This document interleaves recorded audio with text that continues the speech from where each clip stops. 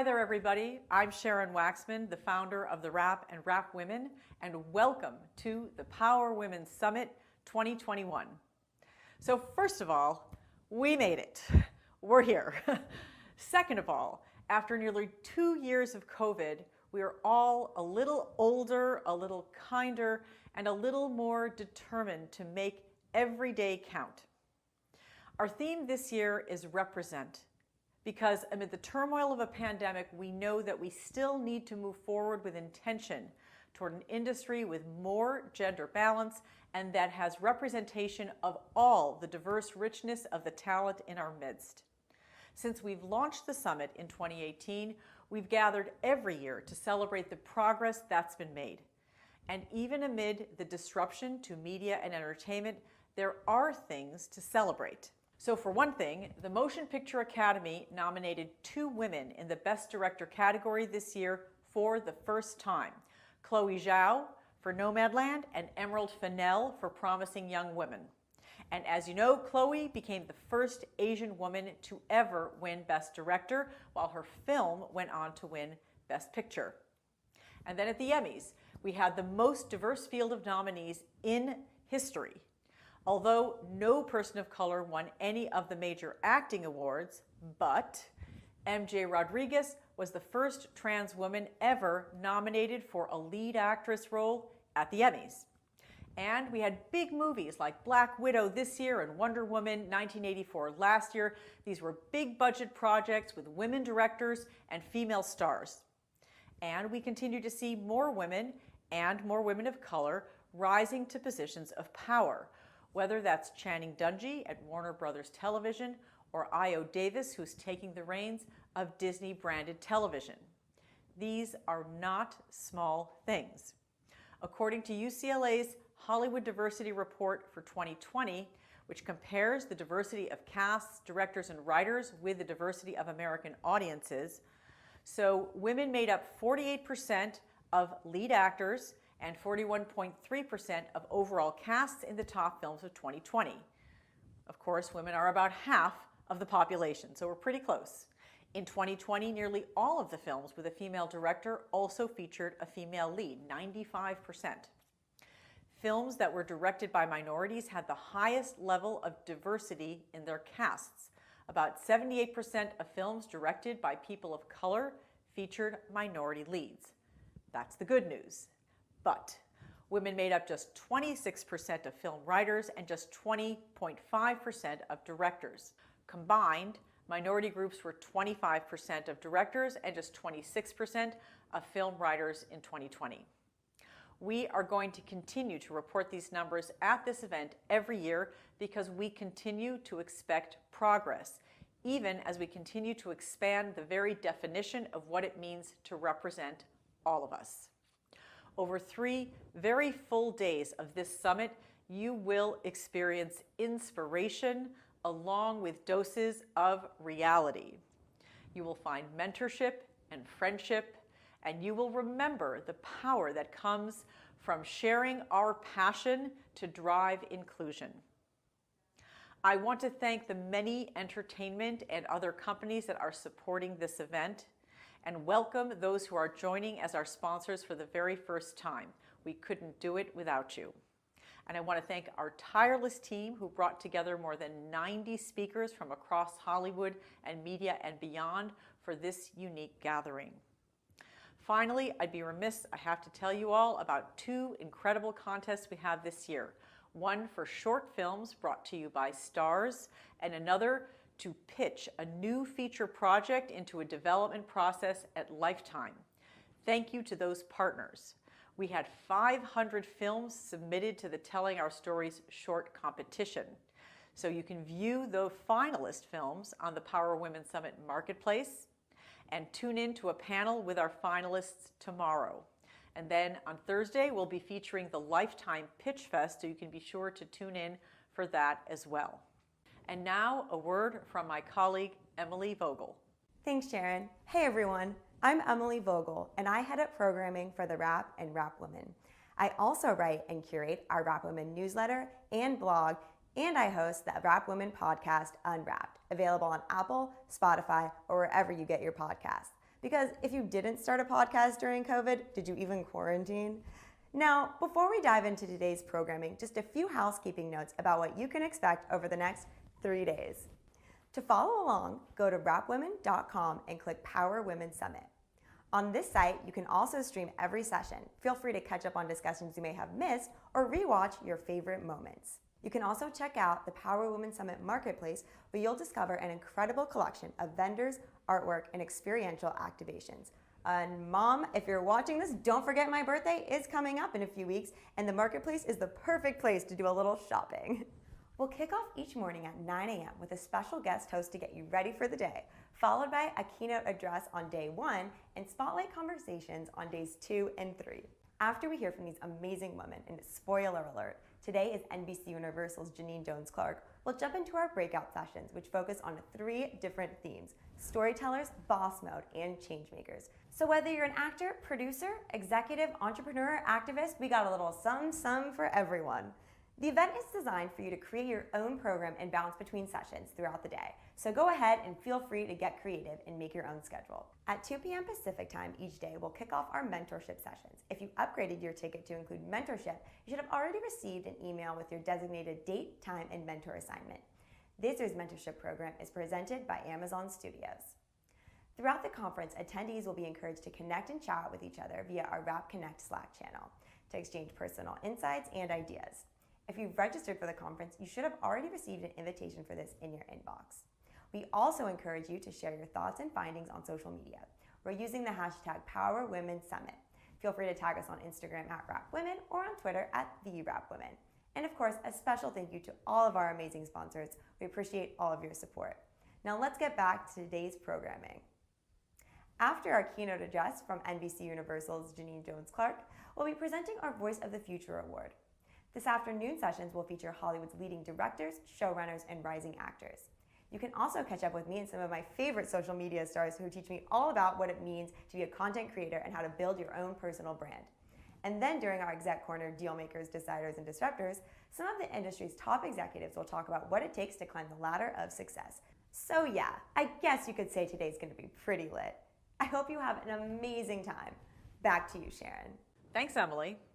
So last week, Wrap Women brought together the speakers and honorees of the Power Women Summit for a live program in Los Angeles to celebrate these industry changemakers.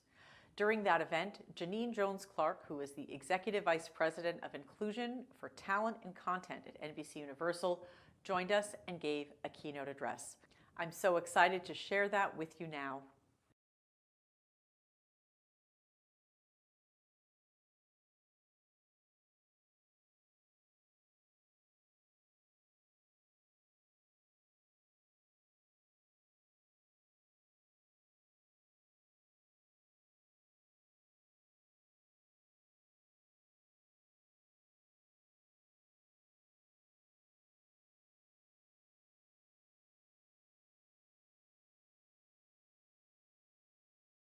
So it is an honor to be surrounded by such an array and huge number of inspiring women tonight, women who I look to as role models, including the very next woman I am bringing to the stage next. She's a Universal Filmed Entertainment Group's Executive Vice President of Inclusion for Talent and Content. She's a trailblazing woman who has fearlessly paved the way for so many after her, and is the woman who opened the door to Hollywood for so many budding creatives, including myself. I participated in the Universal Writers Program in 2019. Before that, I didn't have a clue of how to become a writer in Hollywood. I was young, naive, and confused as hell. And though I was born in LA and grew up in the suburbs, I didn't have a single connection to Hollywood. I didn't go to film school. I never had a fancy brand name internship. In 2019, I didn't have a manager or agent. I didn't know if I was ever going to get the chance to become a professional writer, and was mostly working as an unscripted producer and editor. But the Universal Writers Program, Janine, and her entire team changed that. And since coming out of the program, they've helped me navigate what we can all agree is a ridiculous industry. Through writers' rooms and development, Janine and her entire team has stayed with me to ensure that I always have a sounding board, a shoulder to occasionally cry on, and a home to come back to. It is my pleasure to announce tonight's keynote speaker. She has helped permanently change the landscape of Hollywood to be more representative of, let's just say, the general population.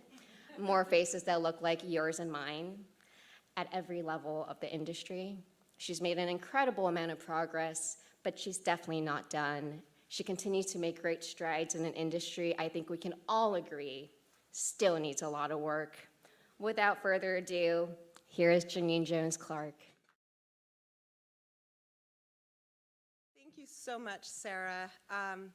It's truly journeys like yours that fuel our team's passion to make a difference in the industry. I'm incredibly grateful to Sharon, Len, everyone at TheWrap for including me on the Changemaker list. It's just kind of blown me away, and my mom's really proud too. It's truly an honor to be here with such a powerhouse group of women, so I thank you all so much. So for those of you who I haven't had the pleasure of meeting or working with, I'm Janine Jones-Clark, Universal Filmed Entertainment Group's Executive Vice President for Talent and Content. And our team is known as Global Talent Development and Inclusion. Likely one of the studio's longest department names.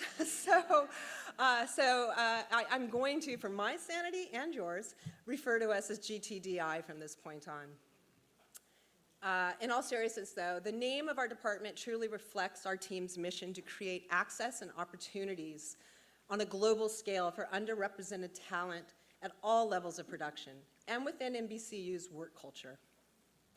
When we launched GTDI in 2017, made possible thanks to the leadership and forward thinking of Chairman Donna Langley, we wanted to establish a groundbreaking diversity and inclusion department for the feature film industry.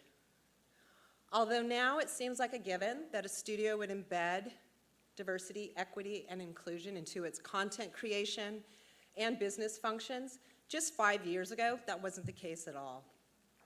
Donna's personal commitment to this work and her instincts to be a leader in this space truly set us up for success, to build this department from the ground up before DEI was in the spotlight and on trend. So over the last 5 years, we have consistently built momentum to accomplish our goal, but we all know there's more work to be done. When our department was formed, we started off with 3 full-time positions, and I was one of those 3. I'm so grateful now more than ever to say we have quadrupled in size. And thanks to NBCU's commitment to this work, we are prouder than ever and making change. I'm incredibly proud. Oh, thank you. Thank you, oh my gosh. I'm incredibly proud of the programs, initiatives, and strategies our team have put into action. We've generated amazing talent. In just a short amount of time, we've generated about 200 talent. The majority of our GTDI alumni have earned credits and are gaining career momentum with half of those credits secured on NBCU projects. A real testament to the company's investment in the talent we're developing. Let me take a quick beat to share with you how our work is leading to real results. Our alumni are catching the eye of decision makers across the company and the industry at large. Because we are truly inclusive in our search for talent, female representation is one of our many priorities. With female composers historically underrepresented when it comes to scoring films, we are so proud of GTDI alum Amy Doherty, who is gaining critical acclaim and Oscar buzz for her score on DreamWorks Animation's Spirit Untamed. And Amy is the first female to score a DreamWorks animation film. Such a big win for GTDI and the studio. On the content side, Universal had a huge win this year with Nia DaCosta becoming the first Black female director to open a film domestically at #1 with Candyman.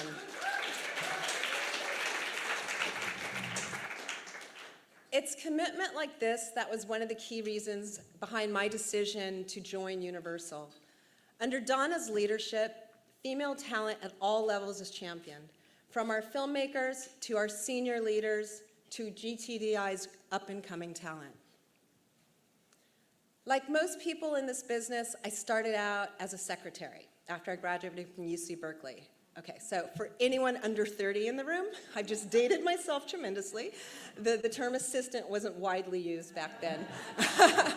So I've been the unconventional hire throughout my entire career. I've constantly been the only one in the room to represent my cultural background and perspective. But with an amazing role model in my fearless mother, Missy Jones, I was always inspired to take on all that life brings and not shy away from opportunities. But most importantly, she taught me to do it all with grace, confidence, and humility. Transitioning from publicity to programming to DEI, and then again from film, I got it backwards, from TV to film. I was in TV for many years before I came to film. Was a complex yet rewarding trajectory. Some felt that I sacrificed what was comfortable success along the way, but for me, to be really honest with you, I was exhilarated to have a chance to give back to our industry and champion marginalized talent. And the commitment to elevating and creating access for underrepresented groups is the core foundation of GTDI. Our team is here to support talent exploring avenues like writing, directing, composing, below the line, or those focused on building careers at Universal.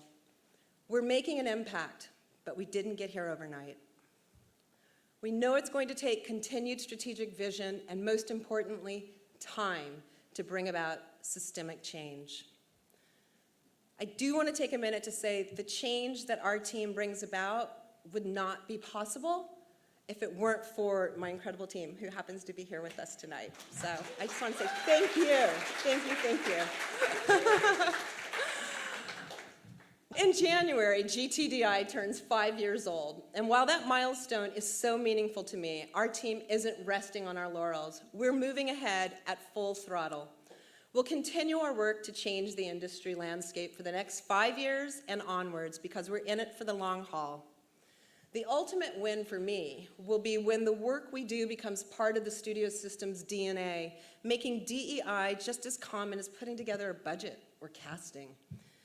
When I look out across this room, I see amazing females, and I also see some pretty amazing males that support those females.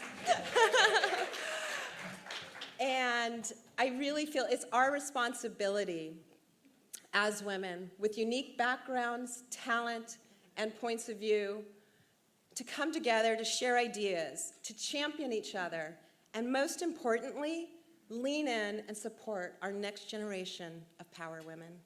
Thank you so much for having me.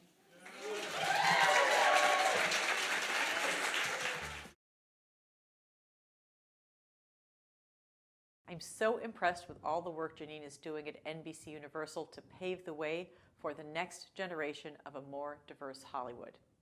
Speaking of the next generation, I'm excited to introduce to you this year's Voice of the Future Award recipient, Paxton Smith. Earlier this year, this Texas high school valedictorian went viral after she threw out her graduation speech and instead spoke out against the state's newly passed abortion law. Last week, during the Power Women Summit live event, we honored Paxton with this award. Let's take a look.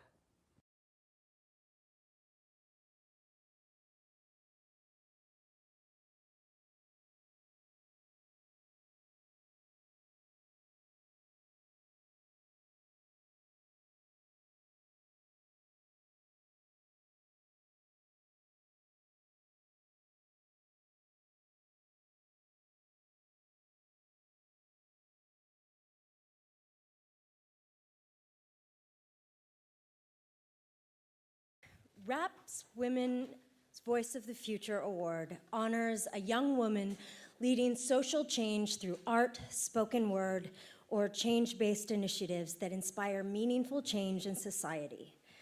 Paxton Smith grabbed the attention of the world during her valedictorian commencement speech at Lake Highlands High School in Dallas, Texas, earlier this year. When going up to the podium, the then high school senior planned to deliver a speech about the effect of media on young minds. But 11 days before graduation, Texas Governor Greg Abbott signed Texas Senate Bill 8, virtually prohibiting abortion across the state. So she decided to use her speech as a platform to speak out against the state's impending abortion law. Let's take a look at a short clip from her speech. And I cannot give up this platform to promote complacency and peace when there is a war on my body and a war on my rights, a war on the rights of your mothers, a war on the rights of your sisters, a war on the rights of your daughters. We cannot stay silent. Thank you.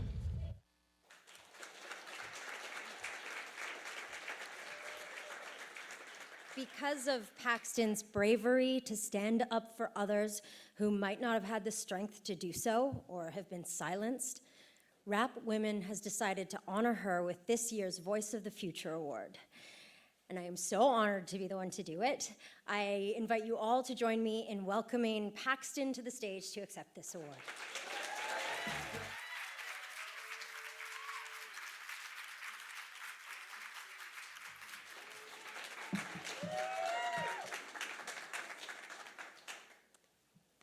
Thank you so much.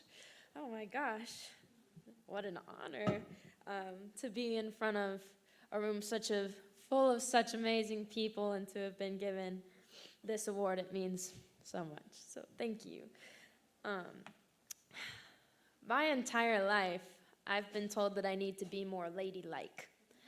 I need to dress more like a lady. I need to sit more like a lady. I need to speak more like a lady. And one would think that after over a decade of getting that same lecture over and over again, that some part of it might stick. It never did. The way that I express my femininity has never changed. But that never stopped people from trying to tell me how to express myself as a woman.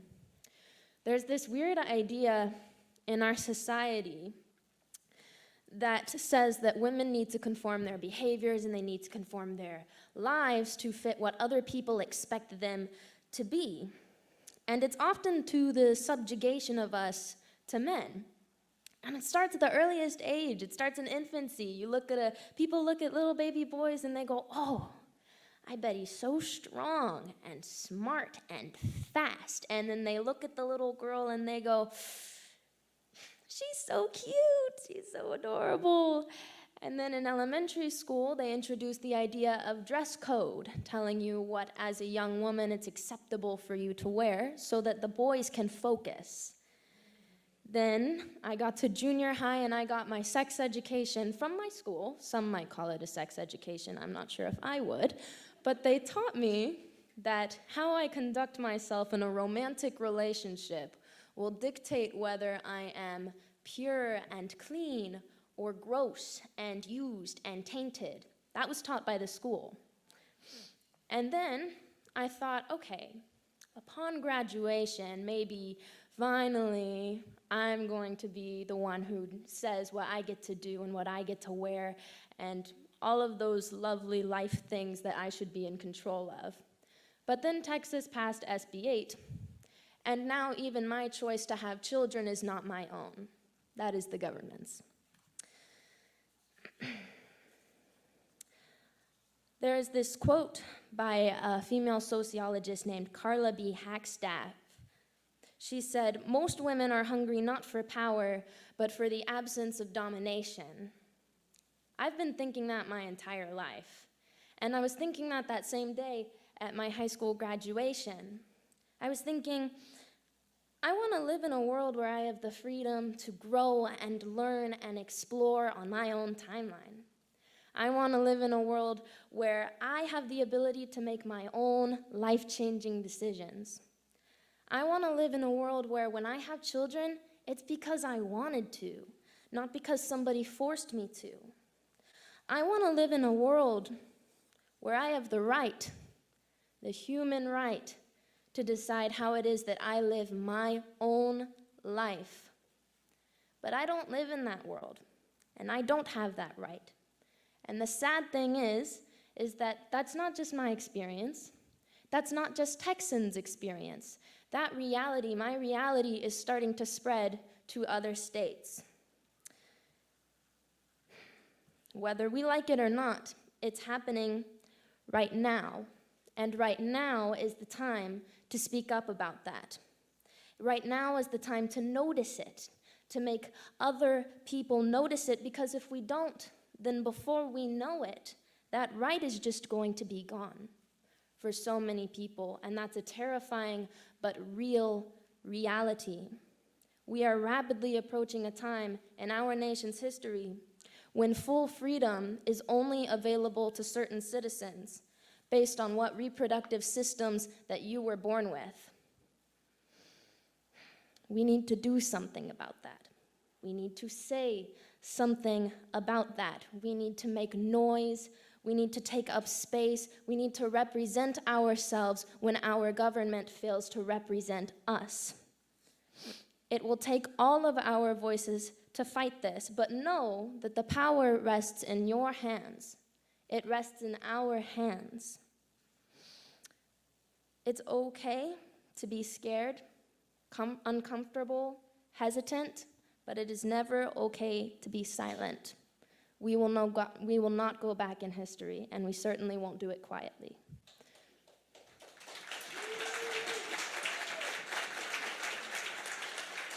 Thank you.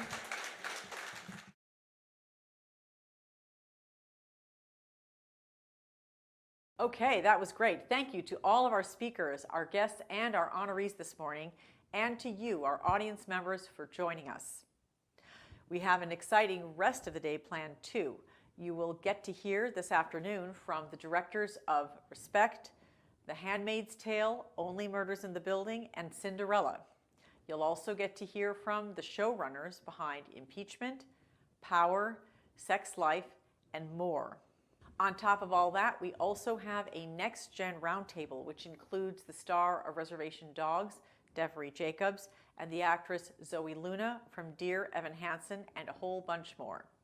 For on-demand access to all of these panels, you just need to visit wrapwomen.com. You can click on the Power Women Summit and see them again if you liked them the first time. Enjoy.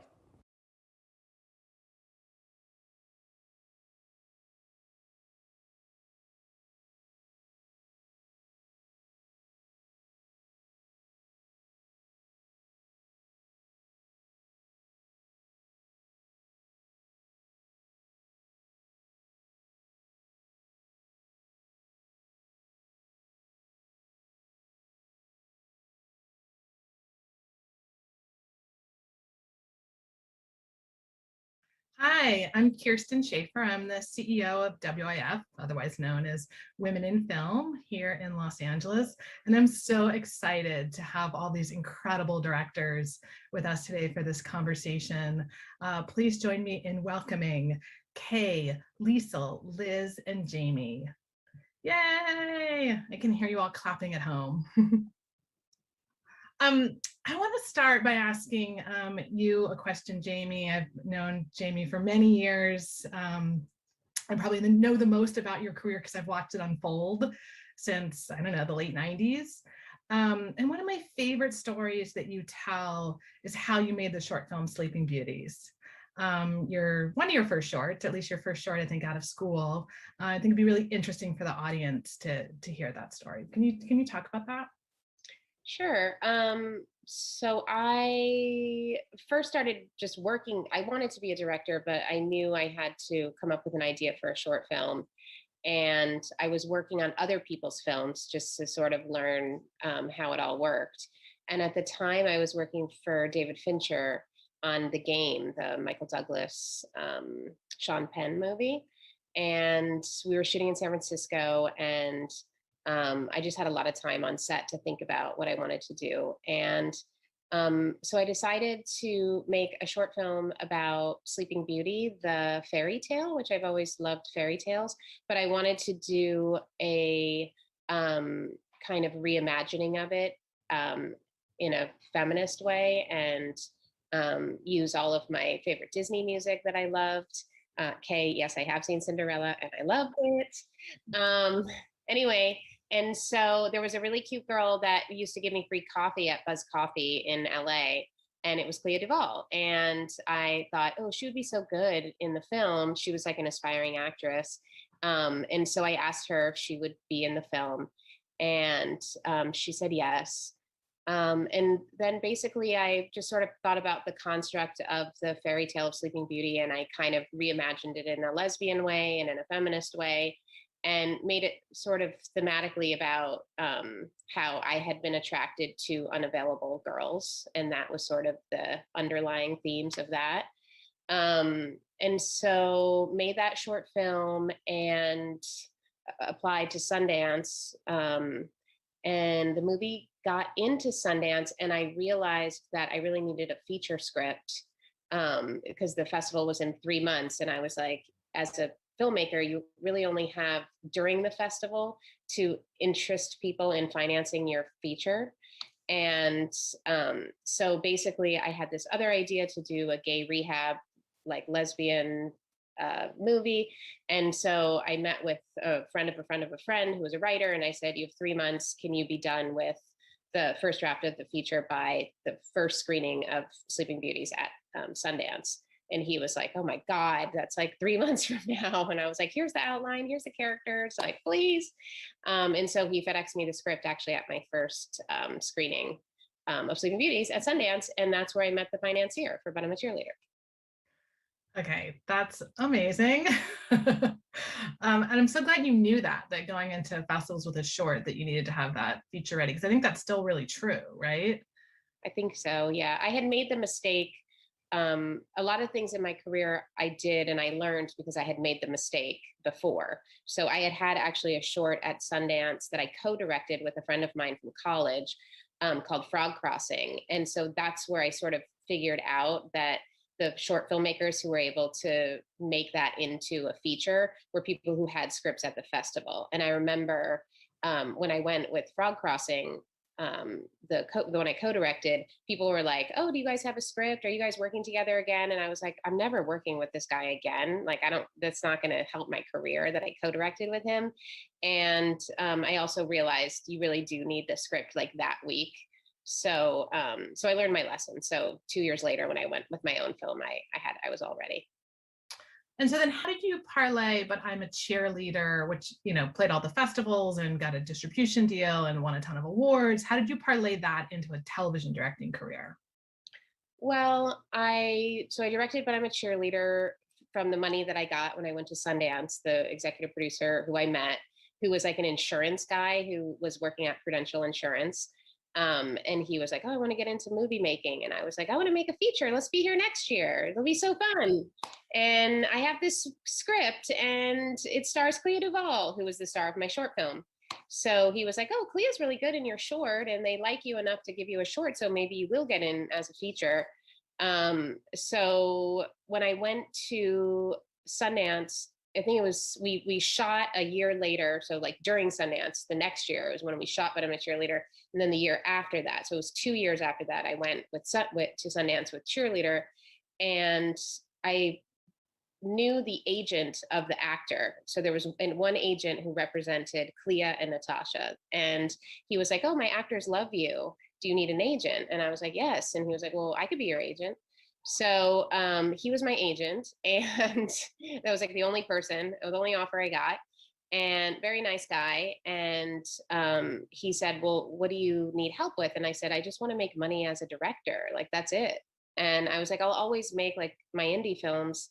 But I've always kind of done those on my own. And by the way, I've never made any money on those. So I actually would like something that pays so I don't have to like babysit and make films. And so he was like, okay, well, are you open to like TV or commercials or anything? I was like, I'm literally open to anything that pays. And so my very first interview was on this teen show on the CW, which was kind of like a crappy network at the time. And it was a show that got picked up really late. So they didn't have any of the regular directors that are usually available. So they were like, they're really desperate. There's no directors available. Will you go in and interview? And I was like, okay. So I went in and I met this guy and he was like, I've never done TV before. And I was like, I've never done TV before.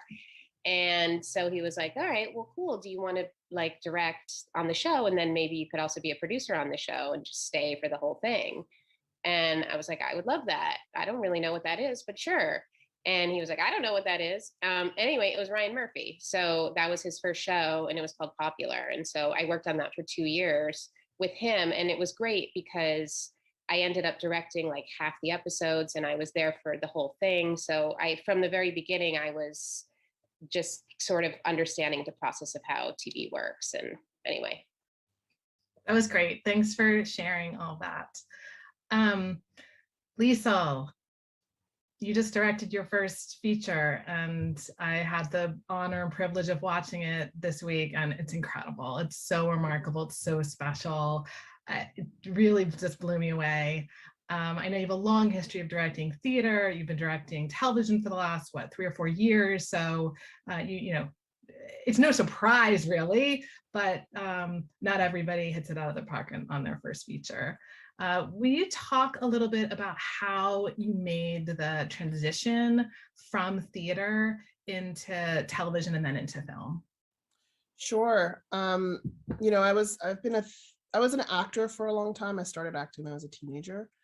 And, you know, I've studied it. I went to grad school for acting, but I always directed along the way.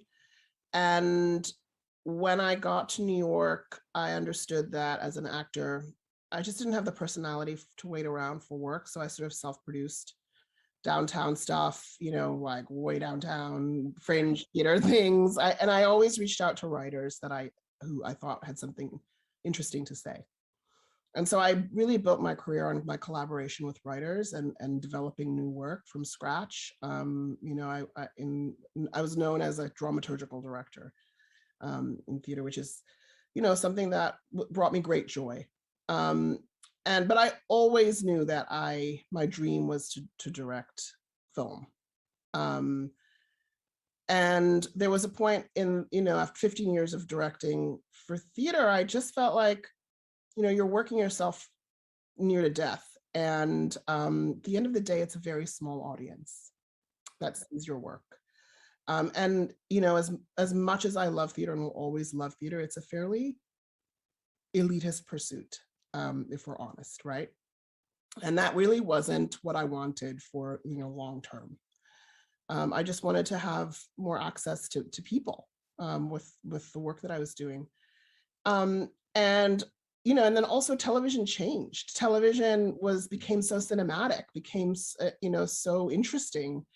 And some of my favorite directors were directing in television, like Jamie Babbitt. And so, you know, it felt like actually, you know, television felt like an exciting place to be. You know, and so I started, you know, just meeting with people, and, you know, the people who gave me my first chances were all women showrunners, you know, and I had been told by my agent that you would make a feature film, you would win an Academy Award before you could break into television directing, that it was a really closed world. People were really risk averse, you know, just to kind of warn me. And I mean, the reason I think I was able to make the transition is that I had a show on Broadway that did very well and got nominated for a lot of Tony Awards. And so that was kind of a way to kind of, you know, make the transition. You know, I met with people who said that they'd been shadowing for like 5 years and still couldn't get a directing gig. But I really do believe that women showrunners was what changed it.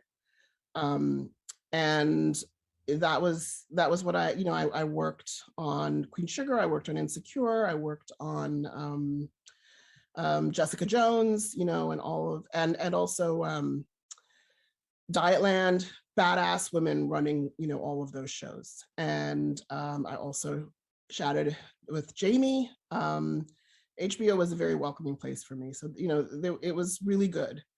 But then I got this call that, you know, there was interest from the producer of Respect to meet with me to talk about it. And my reps were just like, it's kind of a long shot. I mean, you know, you've never directed a film. This is a studio film. Just, you know, be prepared.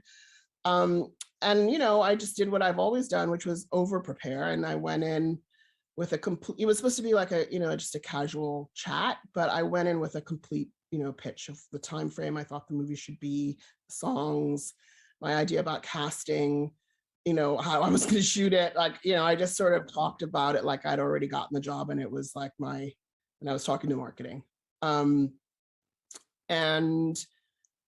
they came back to me a couple weeks later and they said, they were actually looking for writers first, but the pitch was so specific and so clear that they wanted to bring me on, and then we would shape it from there.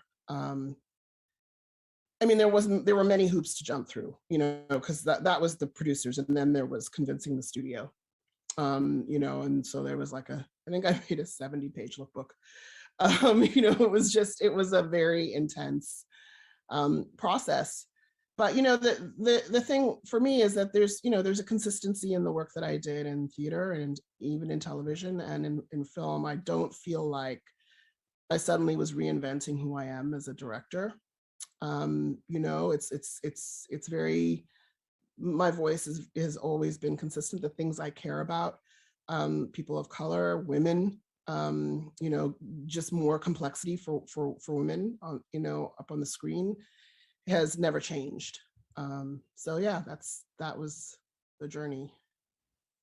One of my favorite things that you do with the film is the way that you, and this may be a thing that's written about. I didn't know it before, is how much she participated in making those songs the songs they were. Like, you see her life really get infused into each of those songs, and it comes through so strongly. And I can only imagine that is your directing that's really sort of bring that out. The sisters together, talking about their lives, coming into the lyrics. It's really beautiful. Thank you. Yes, it very much so. I centering women in the storytelling, making sure that all the pivotal moments, the moments where she changes, the moments where she grows, is because of a scene with a woman, not necessarily, usually it's like some wise man guides her or tells her, but this was very much a movie about sisterhood and female mentorship and tough love, as well as purely nurturing love. So yes, those scenes were really important to me, and it was shaped that way on purpose. Well, it's a gift. I want to move to Liz for a minute. Liz, you have had a really incredible career in documentary film. I actually screened one of your movies when I was a programmer at Outfest in I think 2001, The Execution of Wanda Jean. And so I know how many years you have been making so many award-winning movies.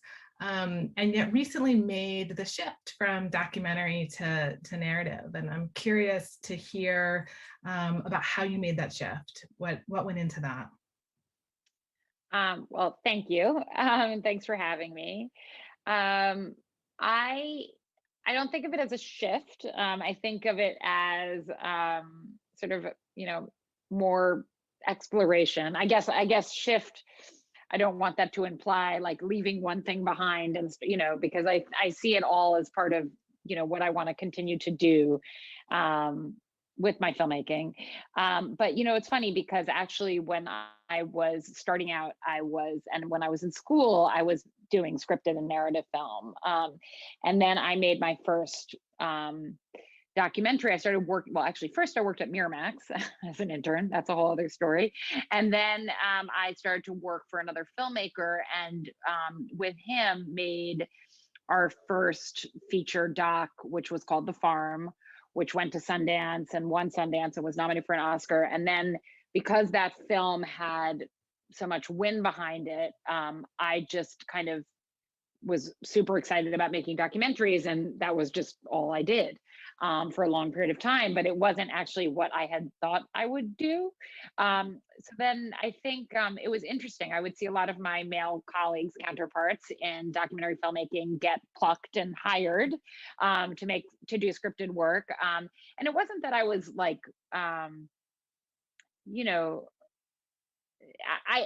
I observed that that happened in a way where it seemed to be more effortless than it would have been for me to try to kind of go back and do that work.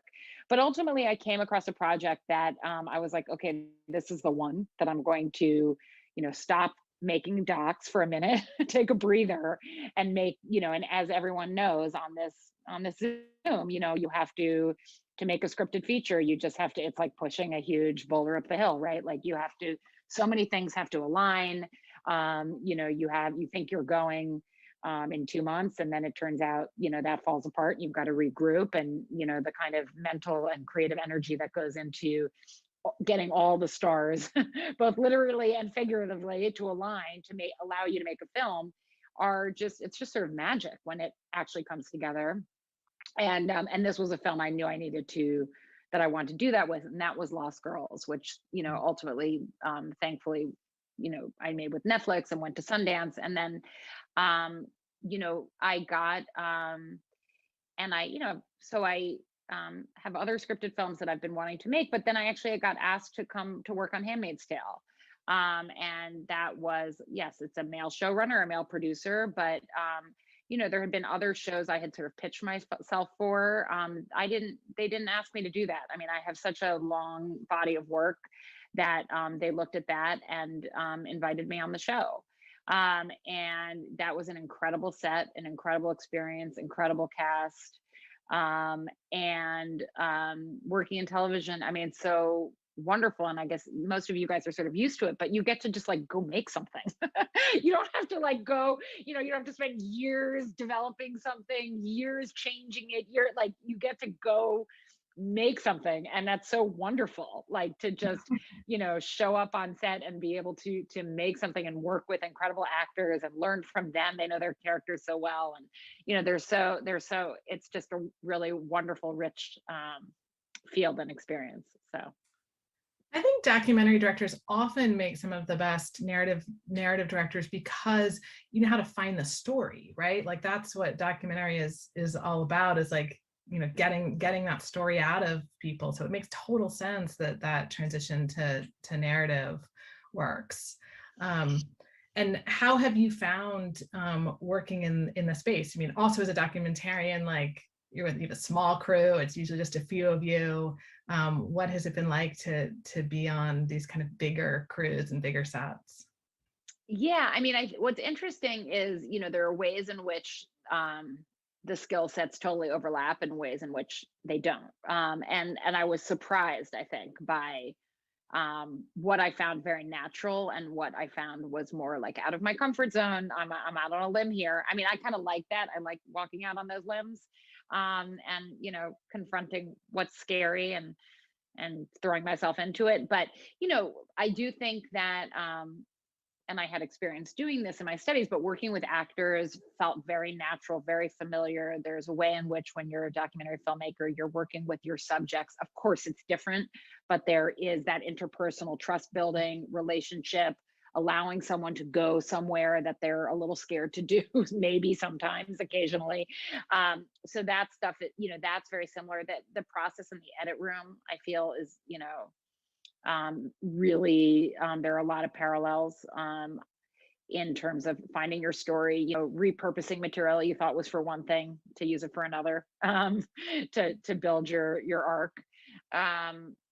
But then, yeah, as you said, Kirsten, it's, the size of the crews, the pace is very different.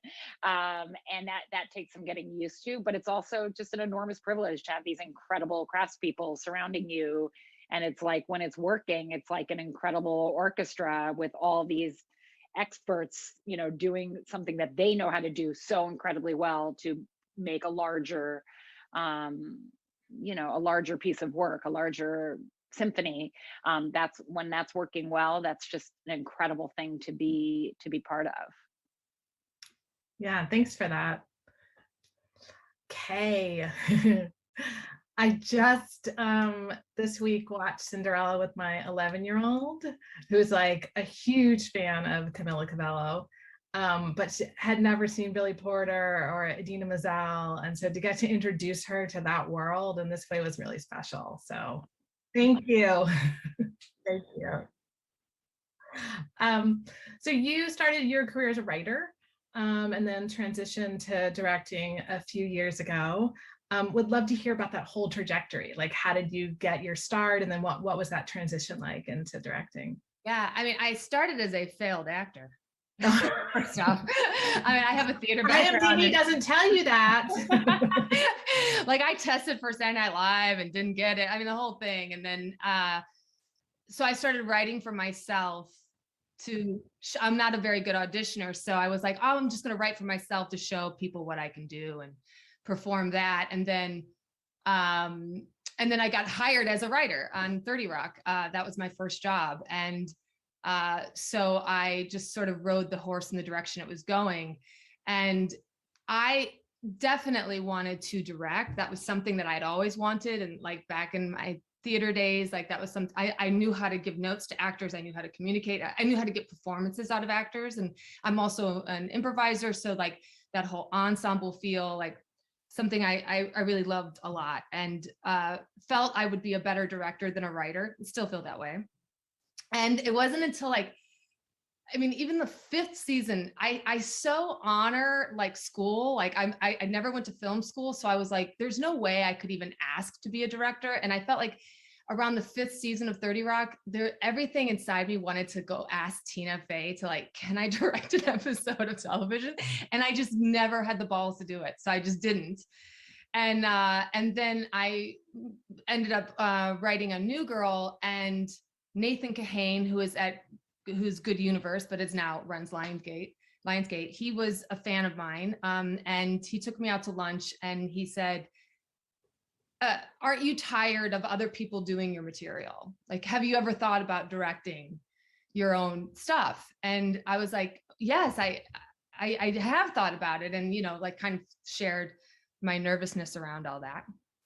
And then, I say yes to writers roundtables. Like I think they're kind of fun. And I think that I learned so much and you get to meet different people. So I said yes to the Neighbors 2 Writers Roundtable, where they brought a bunch of ladies together to get their input on how to do Neighbors 2. And when I go to those roundtables, I really come prepared. And Lisa, like you were saying, it's never just like a conversation for me. Like I had my computer and I had all my notes and I had all my thoughts and stuff. And I guess that was like Nathan Kahane and then Point Grey, which is Seth Rogen and Evan Goldberg. And when I left that roundtable, they said, I think Kay could direct what was called The Pact at the time, that ended up being Blockers, ended up being the first thing that I directed. And so they sent me the script with just a straight offer. Like I was just being, offered to direct based off of potential. And I read the script and I felt like I really knew what I would do with it. I knew like how I would rewrite it, what I wanted to do, and said yes. And I really, I would have said yes, even if I hadn't known what to do, because I had an opportunity to direct something. But the fact that it spoke to the things that I liked, and it was this hard, rated R comedy, but it was about young women and having agency over their bodies and all of that. Like I was really excited to do that. So I got it. So that was the first thing I ever directed was, a studio movie. And not that, and I was always on set giving, at 30 Rock, giving notes to actors and stuff. And I actually asked, I did this show Girl Boss that Jamie directed a couple episodes of. And I asked Netflix if I could direct and they told me no. So Blockers ended up being the very first thing that I ever directed. And then what was the process of getting Cinderella?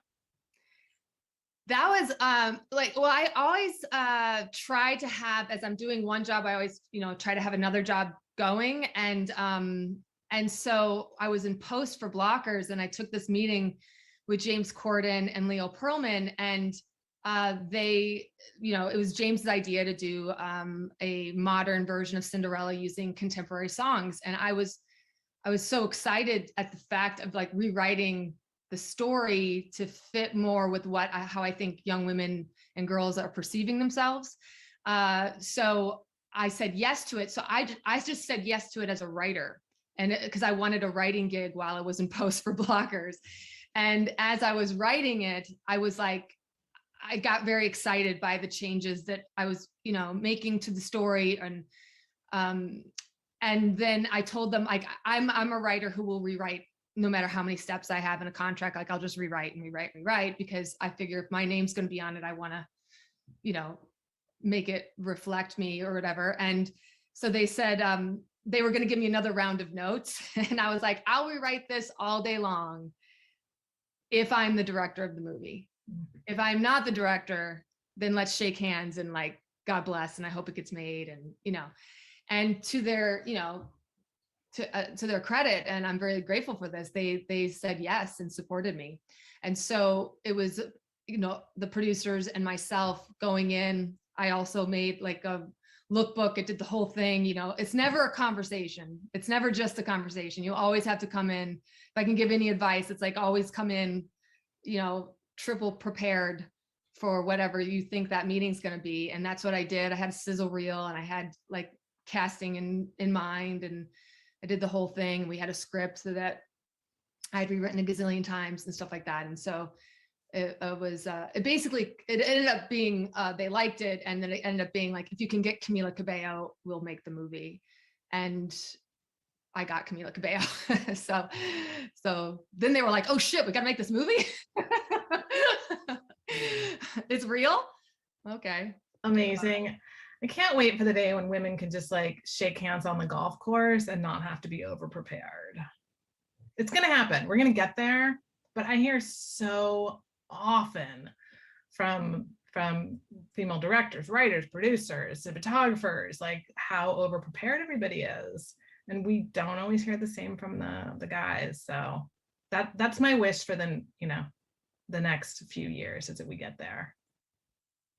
In the meantime, Jamie, you've been working in TV for 20 years, a little over 20 years maybe. What have you seen change?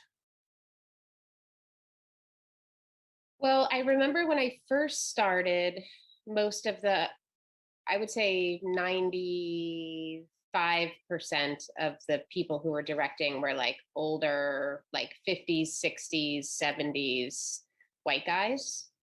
And I was so ignorant, I didn't really know anything. I thought I was just one of hundreds of young girls going into television. So that was shocking, because I even remember on Popular, they hired the directors, and there was like maybe 10 the first season, and they were all like old white guys who were like, who is this young girl? I think I was like 30 at the time. Who is this young girl like telling us what to do? And I was like, what this is, I mean, I did it anyway, it was my job, but they were surprised, and I don't know how into it they were. And then I remember after directing TV for like 10 years, thinking, oh, there's going to be these younger women that are coming in underneath me. And I just never saw them. I never saw them. And I was like, what, how is this? Like, I got hired when I was 28 or whatever. I mean, what I didn't know, and I now know, is that I'm sure Ryan said to the CW, I want to hire Jamie and I want her to be the producer. And they were like, she's never done anything, she can't do that. And he said, go fuck yourself. And I think, and not because he had created Glee or because he had created American Horror Story, he had literally done nothing. But he, I think, was just very self-assured from a very young age, that even with zero experience and zero anything behind him, he basically told them to fuck off, and that if he was going to do the show, he wanted me. So I really tried to, I mean, I say this to my teenage girls all the time. I'm like, just imagine yourself as like an entitled white guy, because there's a lot of entitled white guys do stuff like that. Like, I've asked, oh, I want to hire this person, I want to hire, oh, you can't hire them. And it's like, well, if I were like, fuck yourself, I'm hiring this person, they probably wouldn't fire you. So, and I think Ryan was happy to be fired a lot of times. When we were making that show, he was constantly saying, like, they said, you have to shoot on video. And he was like, no, I want to shoot on film. And he said, fine, I'll finance it myself. And he did. So he was just constantly giving them problems. But at the time, once again, I was so ignorant, I thought it was normal. But then I remember, why aren't these young girls coming up behind me? And obviously, I had grown up in Cleveland, which is a very integrated city, more a Black city than anything else. And so I was just shocked at also how white everybody was. That really shocked me, especially on the crew. I was just really ignorant. And anyway, after 10 years of saying, okay, everyone's old, everyone's white, everyone's male, basically Me Too happened and everything cracked open.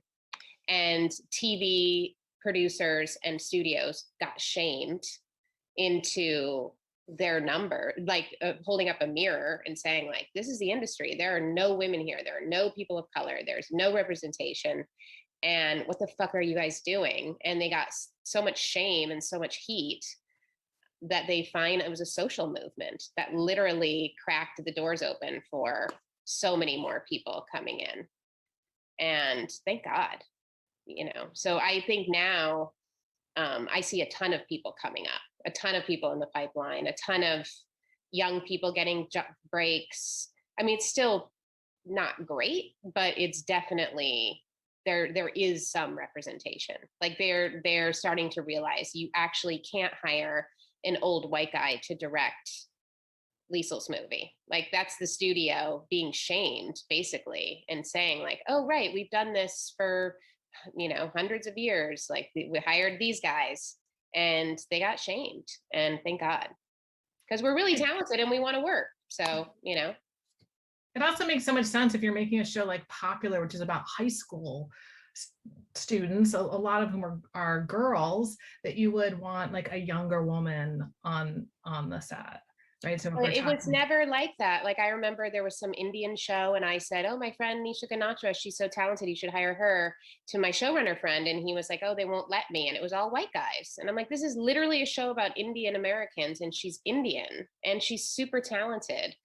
I mean, it's just like knocking your head on a wall. It was so crazy, the insanity of just the lame people that had no I mean, they just were not right for the material at all. But, you think about Little House on the Prairie. That was like about a little girl on the prairie. I mean, there were no female directors directing that show. I mean, there were no female directors on Happy Days. There were no female directors on Laverne and Shirley. I mean, it was just, anyway. So yes, it has definitely gotten better. They've been shamed. Yeah, I mean, the percentages of women directing television are going up steadily every year. I think we're somewhere in sort of the mid 30%. In feature film, it's way less. We had 1 year at 12%, but not even sure if we're going to return to that. So my question for you, Liesel, is, you obviously have been championing underrepresented voices in all of your work throughout your career. What do you think, and like Jamie said, we are making some progress for women, for people of color, a little bit for disabled people. What do you think it's gonna take to get our industry to be truly representative of the population of the world? I mean, I think Jamie's absolutely right in terms of there has to be somebody who goes, I don't give a fuck what you say. This is this is who I'm hiring. This is what I'm doing. And I mean, I had to do that on my film. In terms of my HOD hires, I was like, it's going to be women and people of color, my department heads, and some of them studio hadn't heard of. They weren't the usual suspects. When I would get those lists, it was always the same, middle-aged white dudes, with awards. And I'm constantly having the conversation that because what they want to talk about is experience, but it's experience that makes them feel comfortable. It's experience that makes them feel like they have a shorthand. And what I'm talking about is access. Because, when you say experience, I hear that there is a lack of access, that you have literally shut the doors to women and people of color being given those jobs. And I know what I'm capable of in terms of collaboration, and it's not my problem that you don't understand what that means. So, when I would advocate for Clint Ramos, who did the costumes, had never done a movie like this, but I'd worked with him for 15 years in theater. I knew he could do it. I knew we could do it. And the same with, the production designer, Ina May, who's an incredible African-American woman who started off in film, Spike Lee, and moved into television. Why? Because all of the female showrunners were giving her amazing gigs, over the last 10 years. And, there was suddenly this concern about lack of film experience. And, the other thing, as a person who's traversed all the, I know that these invisible, rules are bullshit, that just because you've done television doesn't means you don't know how to do film, and vice versa. It just doesn't make sense to me. And so there were a lot of battles, honestly. But in the end, I was able to hire everybody I wanted to, but you have to be able to kind of go, well, then I'm leaving, or well, then it's not going to feel or look like the kind of movie I want to make. And we all know that, making a movie, it can kill you. It can end your life. So if you don't have your people around you, especially as a woman, especially as a person of color or a woman of color, you don't have people who will, who have your back, it can be a war zone. It feels like you're under siege. And so I'm no fool. And I knew that I had to have, ride or dies on set with me to make that movie. So it really was a non-negotiable, for me. It had to be my hires, not the studio hires. So, just now I'm working on a television show, and I'm directing and executive producing, and it's the same thing. Like, you just have to be relentless in terms of, going, well, maybe a trans actor can play that role. Well, maybe that's written for this, maybe it should be that. And being relentless in terms of the HOD hires again, because the truth is, the reason we're in this state is because no man holding on to that power is just going to give it up. And Jamie was exactly right. They were shamed into the incremental changes that happened in the industry. So it's not like suddenly everybody's going to continue to to open up the floodgates. It's always going to take us pushing, and we just can't be. We have to be relentless. Right. Yep. Liz, you have given voice to the silence for the majority of your career. How are you using your platform to make this kind of change in Hollywood?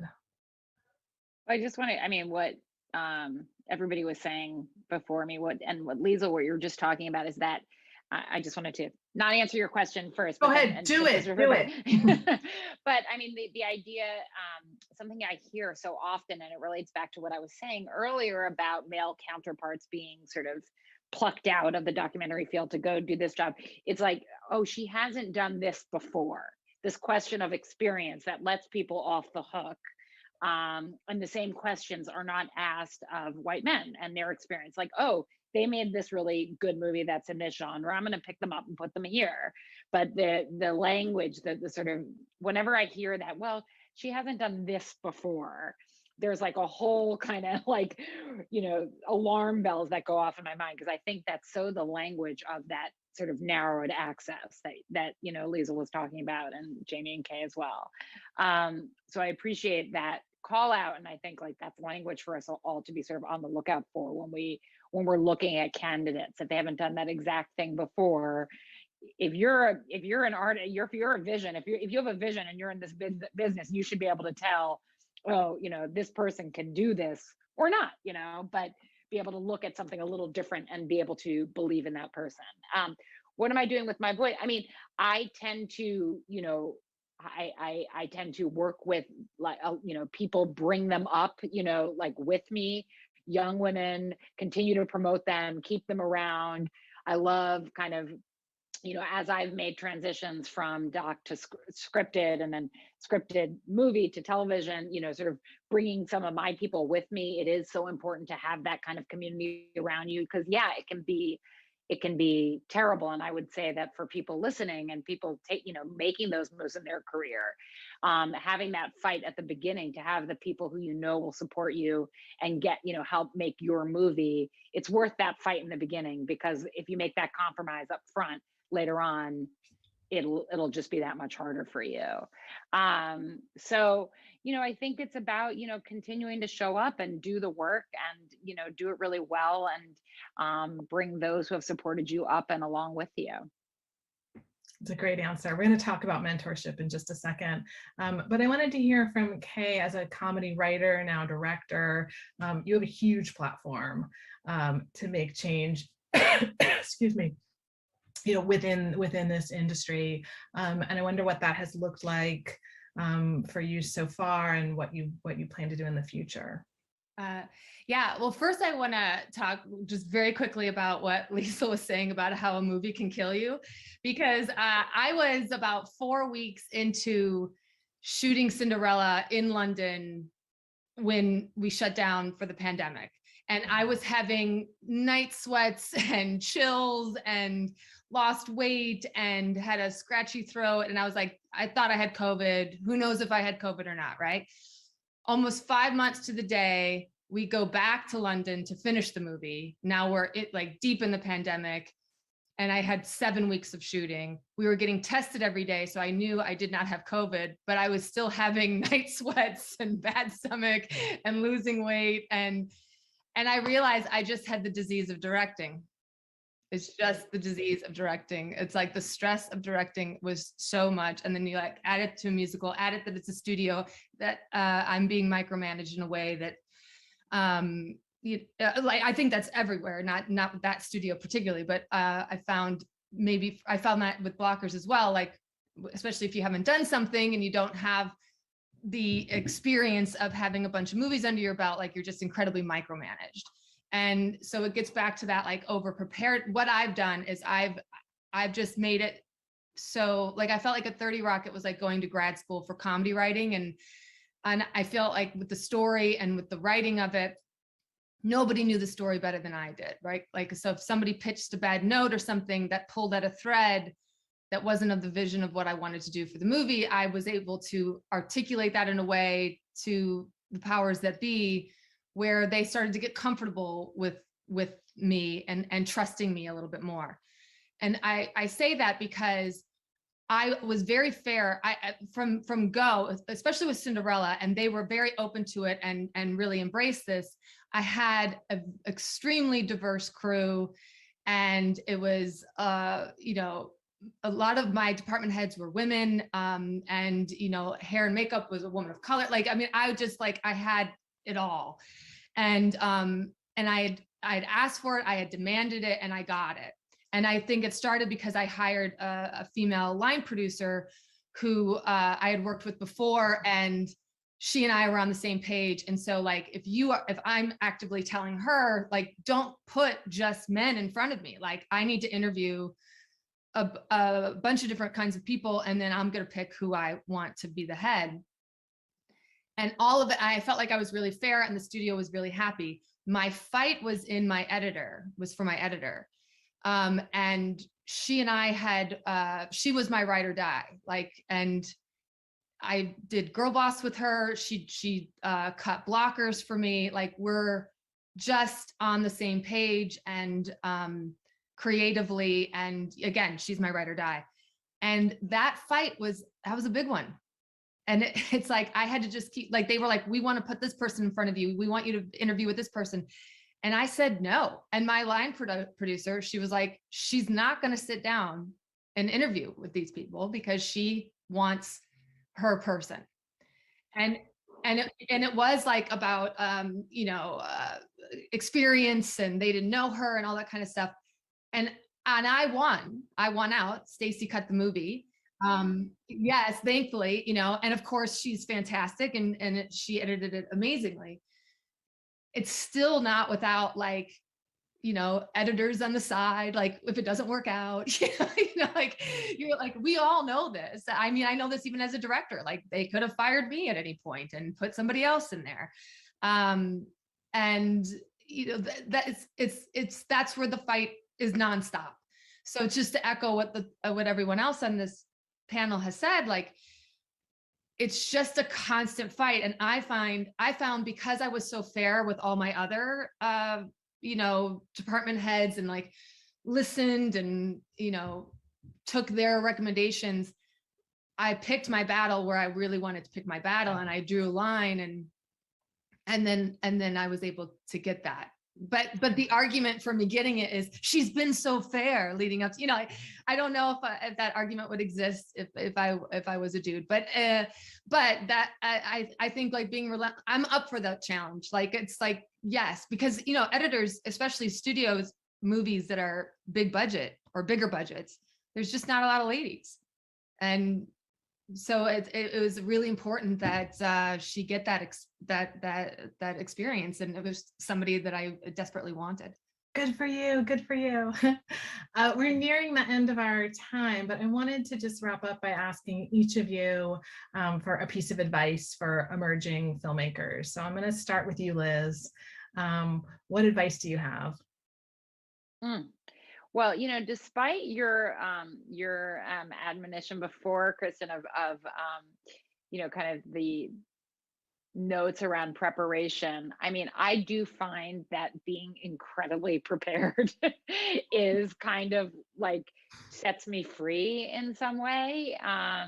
The fact that I know I'm like showing up on a shoot day or to a meeting, having already turned over every stone in my head and thought of every caveat and kind of already gamed it out in my mind so thoroughly, actually allows me to be really free and spontaneous.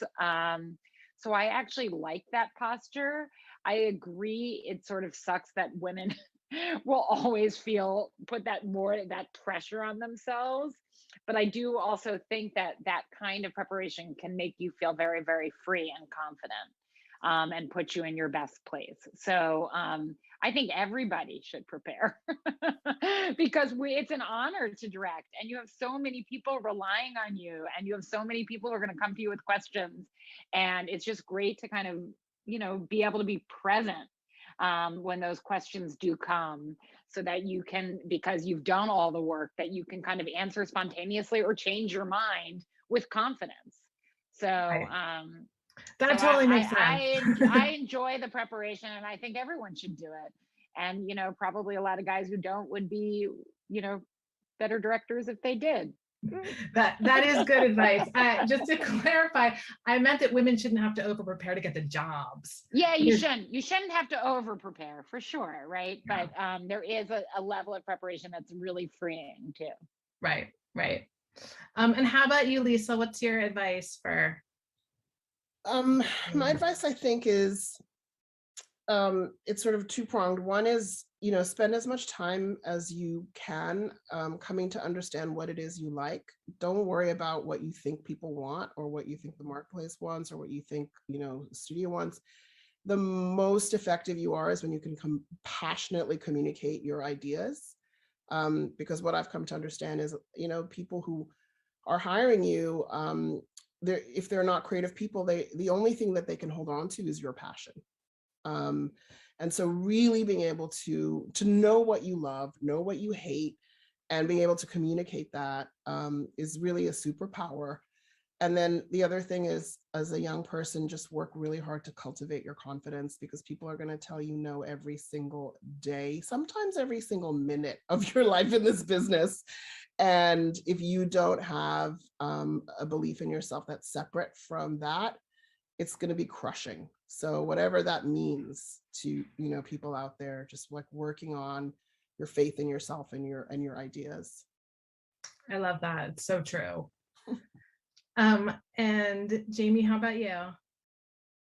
I would say two things. One is that a lot of young people say, like, how do I meet people that can help me? And I'm like, look around. There's people your own age, your own tribe. Don't always look up and out. Look to the people around you that you guys can all come up together.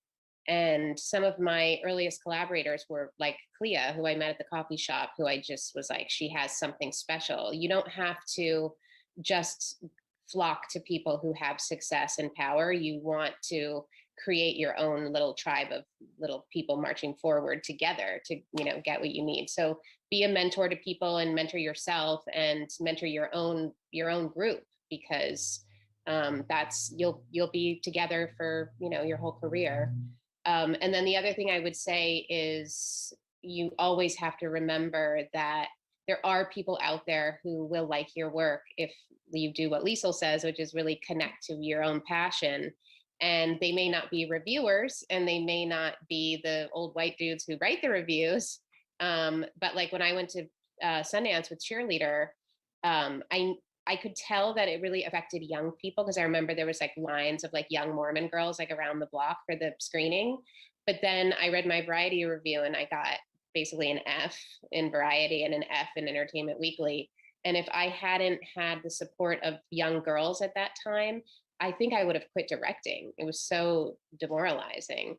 And then 20 years later, they're like, oh, it's the best lesbian movie ever made. It's like, okay, well, thank God I lived this long, because, there's a lot of things against you. You just have to really believe in yourself and believe in your group, like wants you to tell the story, even if the majority of old white guys don't give a shit.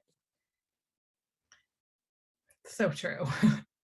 And Kay, your advice? I'm going to take that advice, Jamie, because that just happened to me. The movie isn't for that. My PG jukebox musical fairy tale music isn't for you, old man. Oh my God, my girls love it. Yeah, thank you.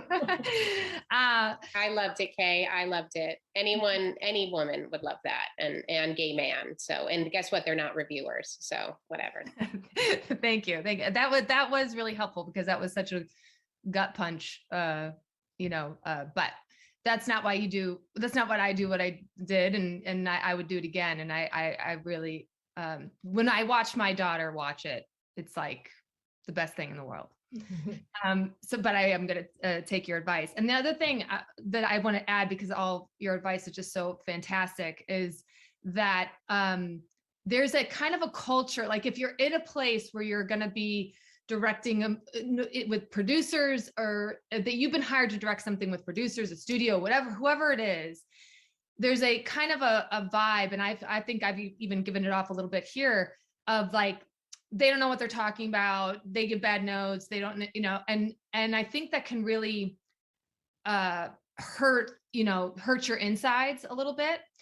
And so my advice is to, and I learned this from experience, is to really look at them as partners, and that those notes are just thoughts that they're having, and to not, like I kind of like on my own will be like, that's a stupid fucking note, but I get through it to then go, okay, what's behind the note? What's, what are they really not seeing? Because they're obviously not seeing something's not connecting.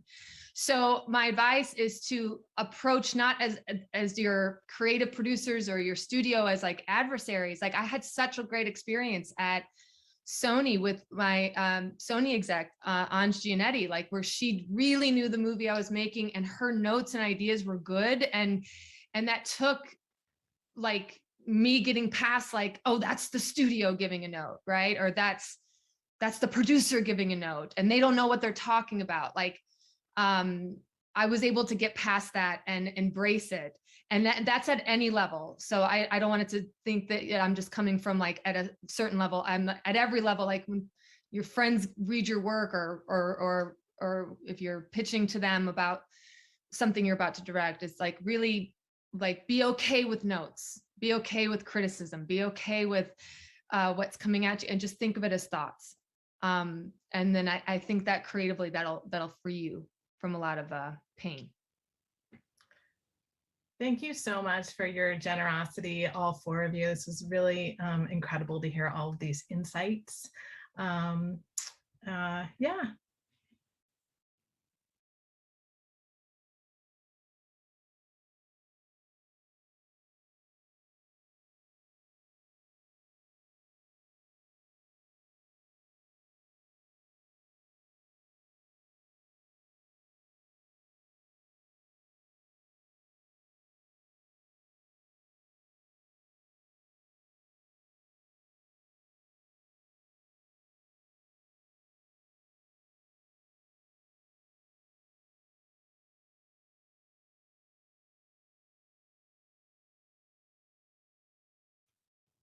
Hi, I am Sarah Gamble, co-creator, executive producer, showrunner of Netflix's You. Welcome to Power Women Summit's Showrunners Roundtable. Here are our panelists. We have iCarly's Allie Schouten. Welcome. Power's Courtney Kemp. Hello. Sex Life's Stacey Rukeyser. Hello.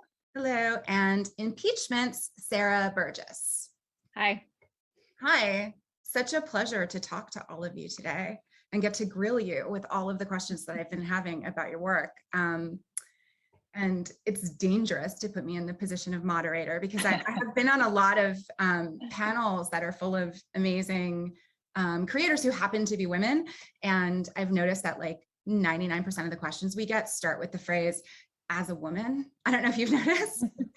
Okay, the face you're making, Courtney, is how I feel about it too. So I think it's fair to talk about some stuff through the lens of being a woman. I think that's important. And I think a lot of young women are probably watching this panel and really admire all of you as I do. But also, the thing I like to say is we don't make our show in lady dollars. They don't count our audience numbers in lady numbers. They don't have us shoot in lady hours. This is a group of creators and showrunners who are killing the game by any metric. I would put them up against any group of dudes that could be assembled in TV today. So I'll just start by saying that. Stir the pot a little. I have some questions that are for all of you and some that are specific for each of you, but I'll start with like, you know, we always get asked the origin story question about how you started out. I am greedy. I would like to hear maybe a little tiny piece of your story that you don't usually tell. And I'll give you a really quick one of mine. I almost quit the first writer's room that I was in. I did not understand that the process of breaking TV involves being stuck a lot. And I kept getting stuck. And I was like, I better just get the fuck out of here before they fire me. The only reason I didn't leave is that I had no backup plan at the time. So that's a part of my story I don't usually get out. Allie, do you have a little known origin story tidbit? Sure. I'm going to kind of piggyback on yours. So after I went to grad school at USC, I kind of thought I had a script that I was taking out and then it didn't sell. It was a spec feature. But I really thought like, I'm going to hit the ground running. I'm going to like be kind of the star of the class. And I wasn't, spoiler. And so I thought about kind of what I had done in the past, like if not writing, what? And I spent the first 2 years I lived in LA working in a cupcake shop. So if anyone was on Larchmont between 2008 and 2010, I might have made you a cup of coffee or sold you a red velvet. And I really loved doing that. And the thing I loved doing was like matching people with their flavor. And so I went to wine school and I started a blog that was just to reconnect with writing for pleasure. It had nothing to do with my career. It wasn't about trying to write the next hot script. It was called Wine and Feelings, and it was just like 70% jokes and 30% wine information. And then my first job was on a show that was based on a food blog that was kind of like called Broke Ass Gourmet by Gabby Voskowitz, a show called Young and Hungry. And so when I could go into the interview and say like, I have this for wine, it ended up being the thing that really helped me, I think, get the job. So it was like disconnecting from that rat race, I don't know, like trying to write the hot script and just writing for pleasure that really, I think helped me get that first gig. I really believe in that. I think these things are never a coincidence when that happens. Yeah. Courtney, how about you? A little origin story nugget for us? Well, actually mine was about a pilot that I wrote years ago. The first pilot I wrote was about the NFL, actually. It was a pilot basically based loosely on the Manning family, like when the NFL is the family business, only at the center of it was the woman, right? There was a woman who was born into the family and she was a sports agent. Anyway, I wrote this pilot and it was old ABC style. So like 6-act structure with like these tiny, like little, acts. And my agent sent it out and it said Courtney Kemp on the front of it. And I got more meetings that year. And I walked into one meeting and I was like, hey, I wonder what's going on here. And he was like, oh my God, I thought you were a white guy. And I was like, what? And he's like, yeah, I read your pilots about the NFL and like, you know, I thought you were a white guy. And he thought he was telling me a compliment, like it was a compliment. Oh. He was like, yeah, this is so amazing because like, you're like a Black woman. I was like, I am aware of this. I am aware that I've known this for many a year, my friend. But yeah, he was just super psyched. He was like, you know, that he thought he was paying me a compliment that I understood men and I understood the sport of football. And I was like, wow, this is uncool. But anyway, you know, I kept writing. But that's a part of my story that I don't tell that often because it's just like, you know, it's the game, right? Those of us who have been here for a while, we know what the game was for all this time. Yeah. I mean, I like to say, imagine a woman trying to get a job who can't write white guys. Imagine, like, what would we be doing in TV? Like, that's not an option.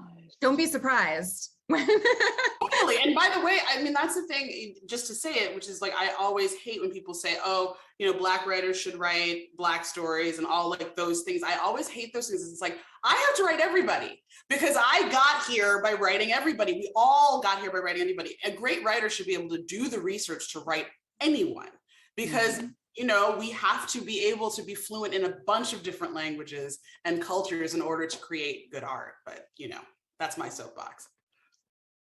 It's a good one. It's my soapbox too. Sarah, gorgeous. Little tidbit, origin story tidbit for us. Yeah, I mean, I started in and I'm still in New York, and my entrance, the whole beginning for me came from the theater. So for me, my 20s was about, I went to NYU film undergrad with all these friends who soon moved to LA, and my 20s suddenly became about just sort of going dark and trying to write plays on my own.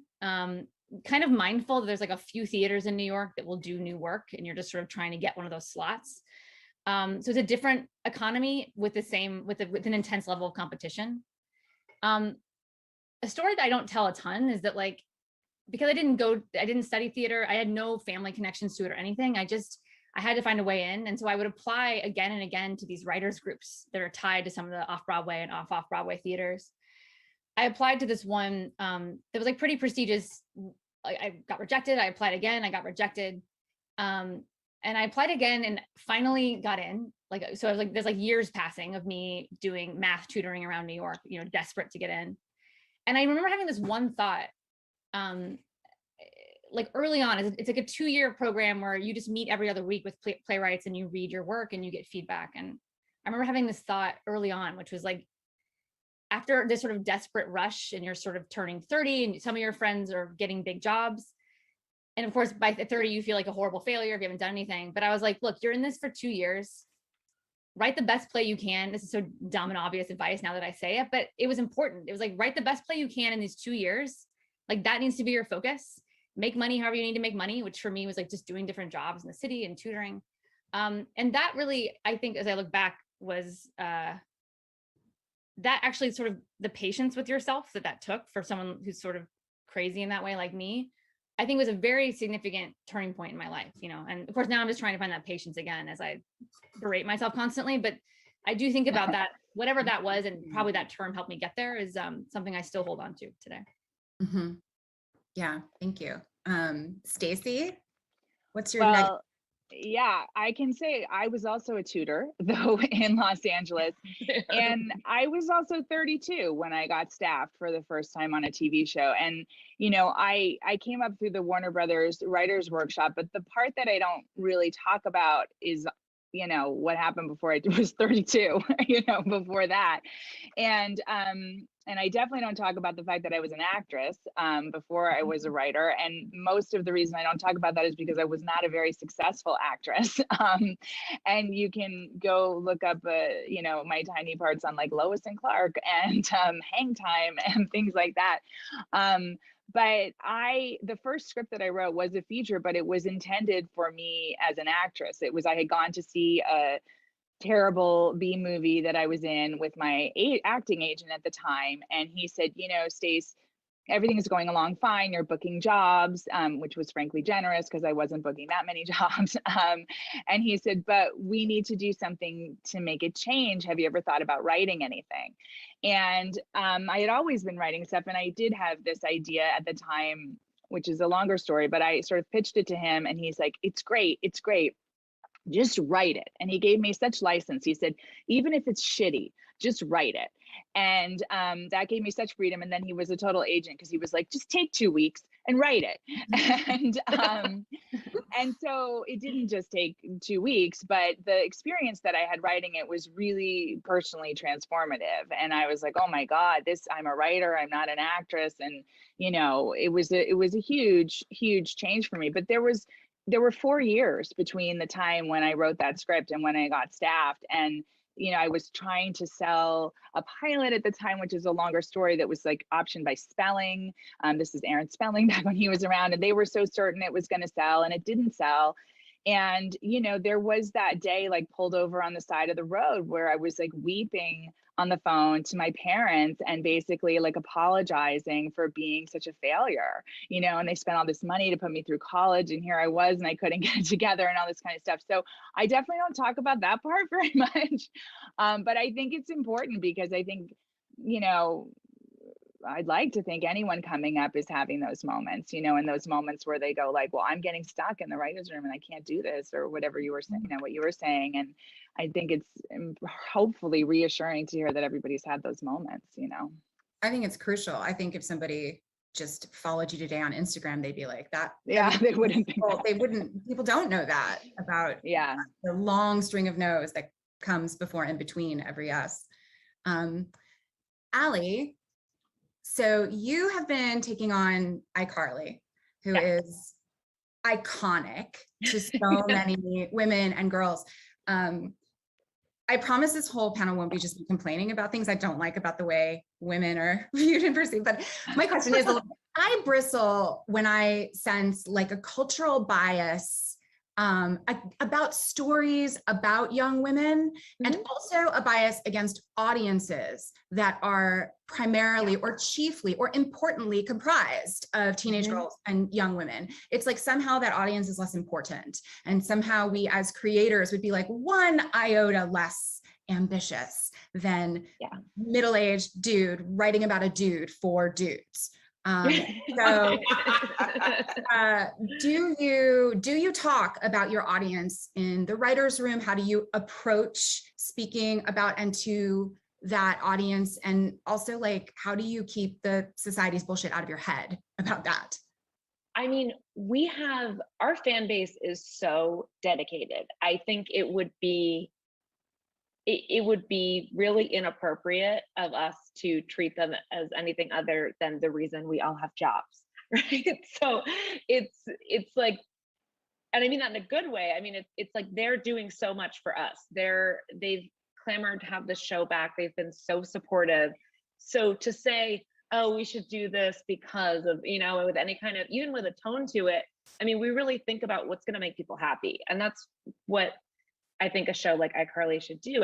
People do see themselves in these characters. There is a whole generation of TikTokers that grew up watching Miranda make her web show in her brother's apartment. And it's a huge deal to them. And it's not anything to be talked down to or to be condescending, because they'll smell it a mile away too. Like if we try and do a joke that we think will appeal to you know, young people, our writers' assistants, we see them like exchanging glances and we're like, I mean, just kidding, I would never say that. That's stupid. What would you say? Just like, I know what you would say, but you just like tell me and I will, oh yeah, that's what I thought, so I think that it is a discussion we've had in the room of why is it that the things that teenage girls like aren't art, you know, whether that's Taylor Swift or iCarly. And I think, and also why is something like iCarly that is really just about having fun and being joyous, and we try and say something and we try not to have a negative impact socially, but really it is like pandemic escape entertainment and laughter. And, you know, we don't usually do like a, oh shucks wrap up, but we're just as happy to do like a goofy tag that like just has a great funny joke in it. And so I think, why isn't something like that considered at the same level as other entertainment? And how can we explore that in the work, which is really cool. So we have one episode this season where the younger character Millicent says she speaks Japanese, and our original line that we had scripted, I think we ended up doing this. She says they go, "Oh, you speak Japanese?" And she says in Japanese, "When you underestimate young women, you only tell on yourself." So, we try and like slip in some of the stuff that we're dealing with and that our fans are dealing with, not feeling validated in what they like, and into what we're doing, into the work. I love that. That line is so clever. I didn't write it. Sarah, speaking of keeping shit out of your head while you're writing, so you take on this massively important political story that is also one of the most outsized public shamings in like Western history, I think, modern history. When I think about trying to sit down to write something with so much historical weight and that has tentacles so many years later that are still really important to our lives in America, I just get really intimidated. Like that, I actually feel that freeze feeling in my body just thinking about the assignments. So did you ever feel that as you were working on it? And what Jedi mind tricks did you use on yourself so you could just write the goddamn scene? Well, now I'm freaking out that you phrase it that way. Thank you for that. Sorry. It's an empty like doorway for the rest of the Zoom. How did I like, I think you, to some degree, a piece of writing is a piece of writing is a piece of writing. And I was unsure at first about doing this job because of what you said. I'd never written about real people. And these are like living real people, one of whom was a producer on the show. Mm-hmm. I think when I became obsessed with a way into the story, which was a way into the story through the villain, through Linda Tripp. I think the connection to that allowed it to, like, that sort of clarity in my interest in, exploring 4 to 5 dominant points of view, turned it into a piece of writing for me, I also like writing that feels, I don't know what's going on with me or why, but I do think when there's something that feels a little bit, that has the gravity you're talking about, even if I'm writing sort of something comedic, if it has a gravity you're talking about, it feels a little dangerous in that way. That I think also makes me, that makes me interested, that makes me sort of want to lean in and explore it a little bit more. And you have to accept that you don't know what's going to happen, and people are going to have all kinds of reactions, and it's going to be sort of a fight. It doesn't make it any harder when you have fights when you're making it and everything. But I think you have to sort of, it forces you to just let go, and that as long as you're being truthful and you're doing right by that person, in this case Monica, of course, as long as you feel morally okay with yourself in that process, then you have to let go and accept all that's going to come, because things are going to come. Mm-hmm. I'm taking notes. The thing you said about finding the way in, that's for anyone who's trying something like what you attempted, or even something much tinier than that. That's a really incredible piece of writing advice. Courtney, we were just chatting about this in the green room right before we got in here, but so on panels such as this, we always get asked, so how do you do it all as a showrunner? And we're like, oh, it's a little bit stressful, because I'm just going to be honest. I'm going to blow all of our cover and say we are way downplaying how significantly stressful that particular job kind of is. It's all consuming. And we don't want to complain because it's a cool job and we're really happy and lucky to have it. But it is very complex and high pressure. And a lot of people cannot do the job that you do. And then now here you are having taken on even more, like, I see you as an empire builder, and in my vision of that, it's like, clearly there are so many more stories inside of you that you are just like, well, I'm just going to be that productive and that busy. So here's my question. So I am so I'm writing your biopic, right? And I'm trying to understand, how does she get up? Why does she do this? Like, it is so much work. Why does Courtney get up in the morning? So why does she drive herself this hard? Why is she trying? Why is her swing so big? So help me with the character. Okay, first of all, I'm going to give you some notes. Can you take out a few of the scenes of her crying, drinking wine, watching the Golden Girls? Because it's getting repetitive, and we feel like one of those is enough. No, you know what? Look, the real answer is, why did I do all this? Fucking childhood trauma. Why does anyone do any of what they're doing? Which is like, why am I a writer? Because I used my imagination to escape my childhood, and I got really good at it, and now they pay me for it. That's the bottom line. In terms of this, though, and this is something I hate. As a woman, the reality was no one was taking me seriously, even when Power was like knocking down records at my network. No one was taking me seriously. And I was like, I want to get to the next level where this storytelling isn't all that I'm defined by. You know, I used to love theater. I used to love like all these other things. I've had this whole other life. And the only reason at 35 years old, they let me run my own show was that they couldn't figure out the 40-year-old white dude to put on the show to make the showrunner because of what my subject matter was. But that's not all I want to do.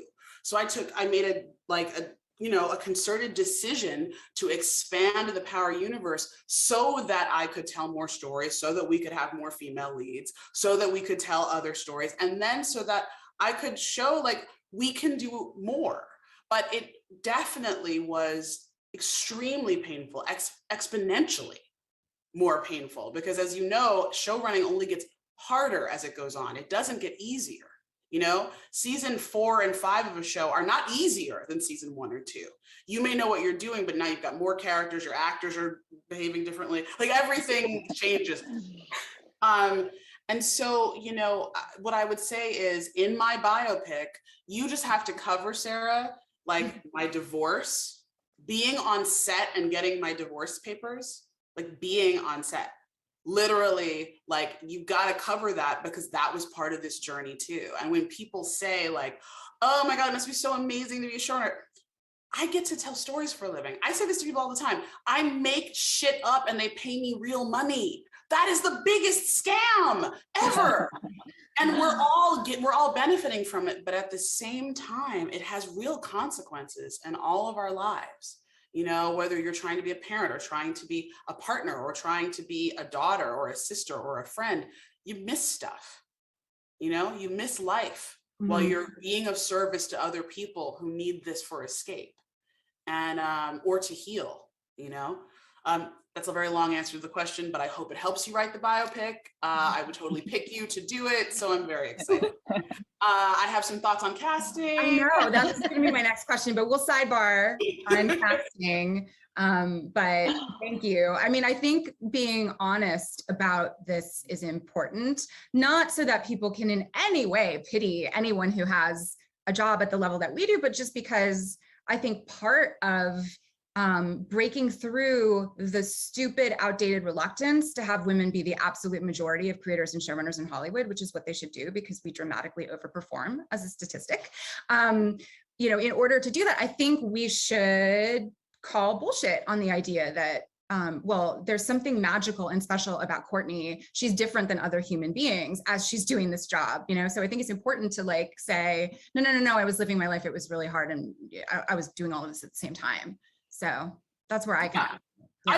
I don't think that I'm any different than like a high school principal who sits up in the middle of the night and goes, oh my God, I forgot Sherry Weston is failing French and I need to talk to her parents. I don't think that's any different than I got to talk Mary J. Blige out of her dressing room. Like they're the same thing. It's like, I wake up in the middle of the night going, okay, how do I make this better for Mary? How do I make this better for Sherry Weston? It's all the same thing. I think we're always trying to make things better, you know? So.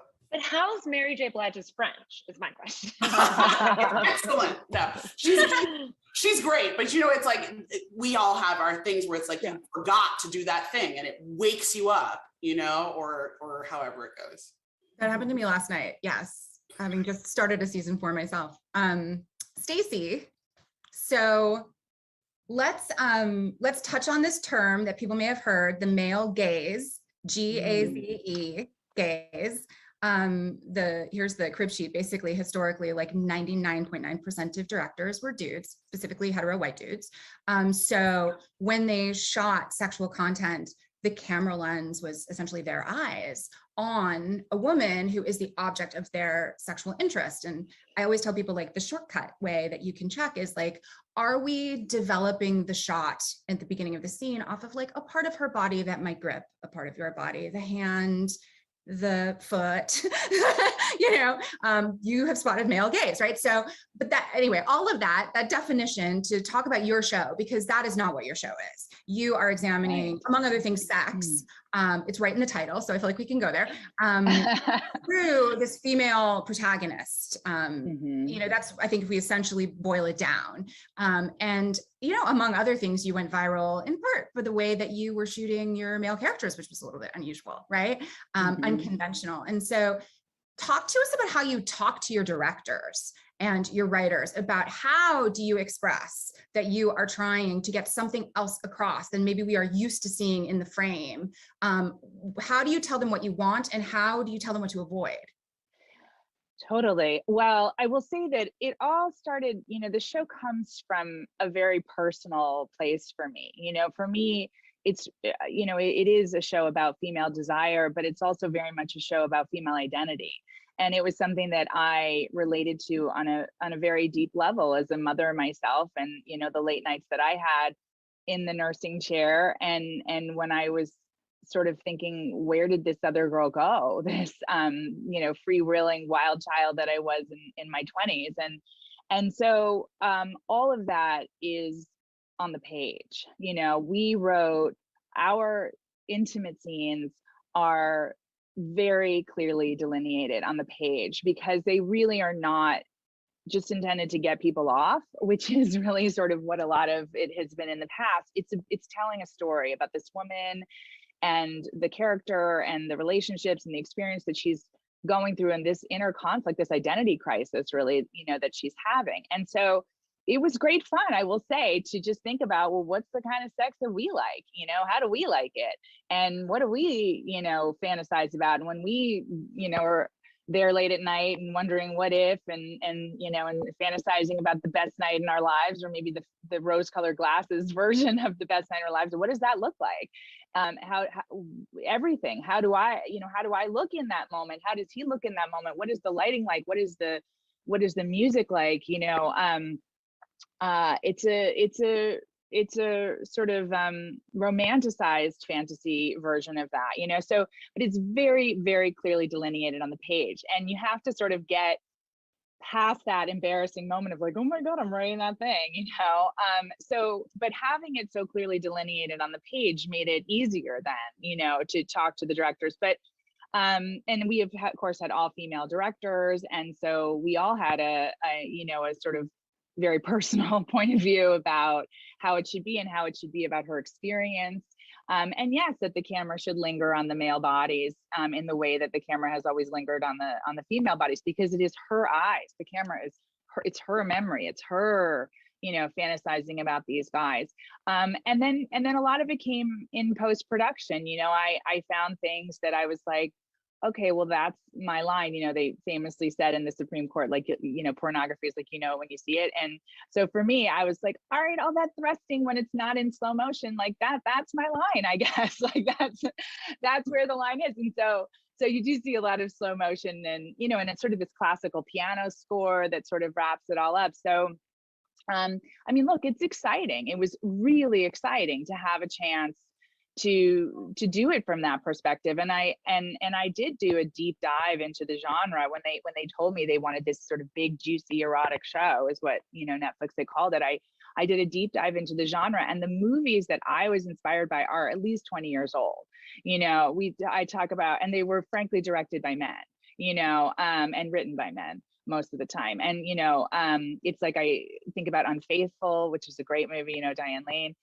But even like Body Heat, I even look back at Flashdance, things like this, and I said these days, like the pieces that I feel like have gotten it right the most are the lesbian films and television shows, because in heterosexual sex, for me, it almost always at some point in the past it has devolved into S&M, and it's almost always the woman who is the submissive.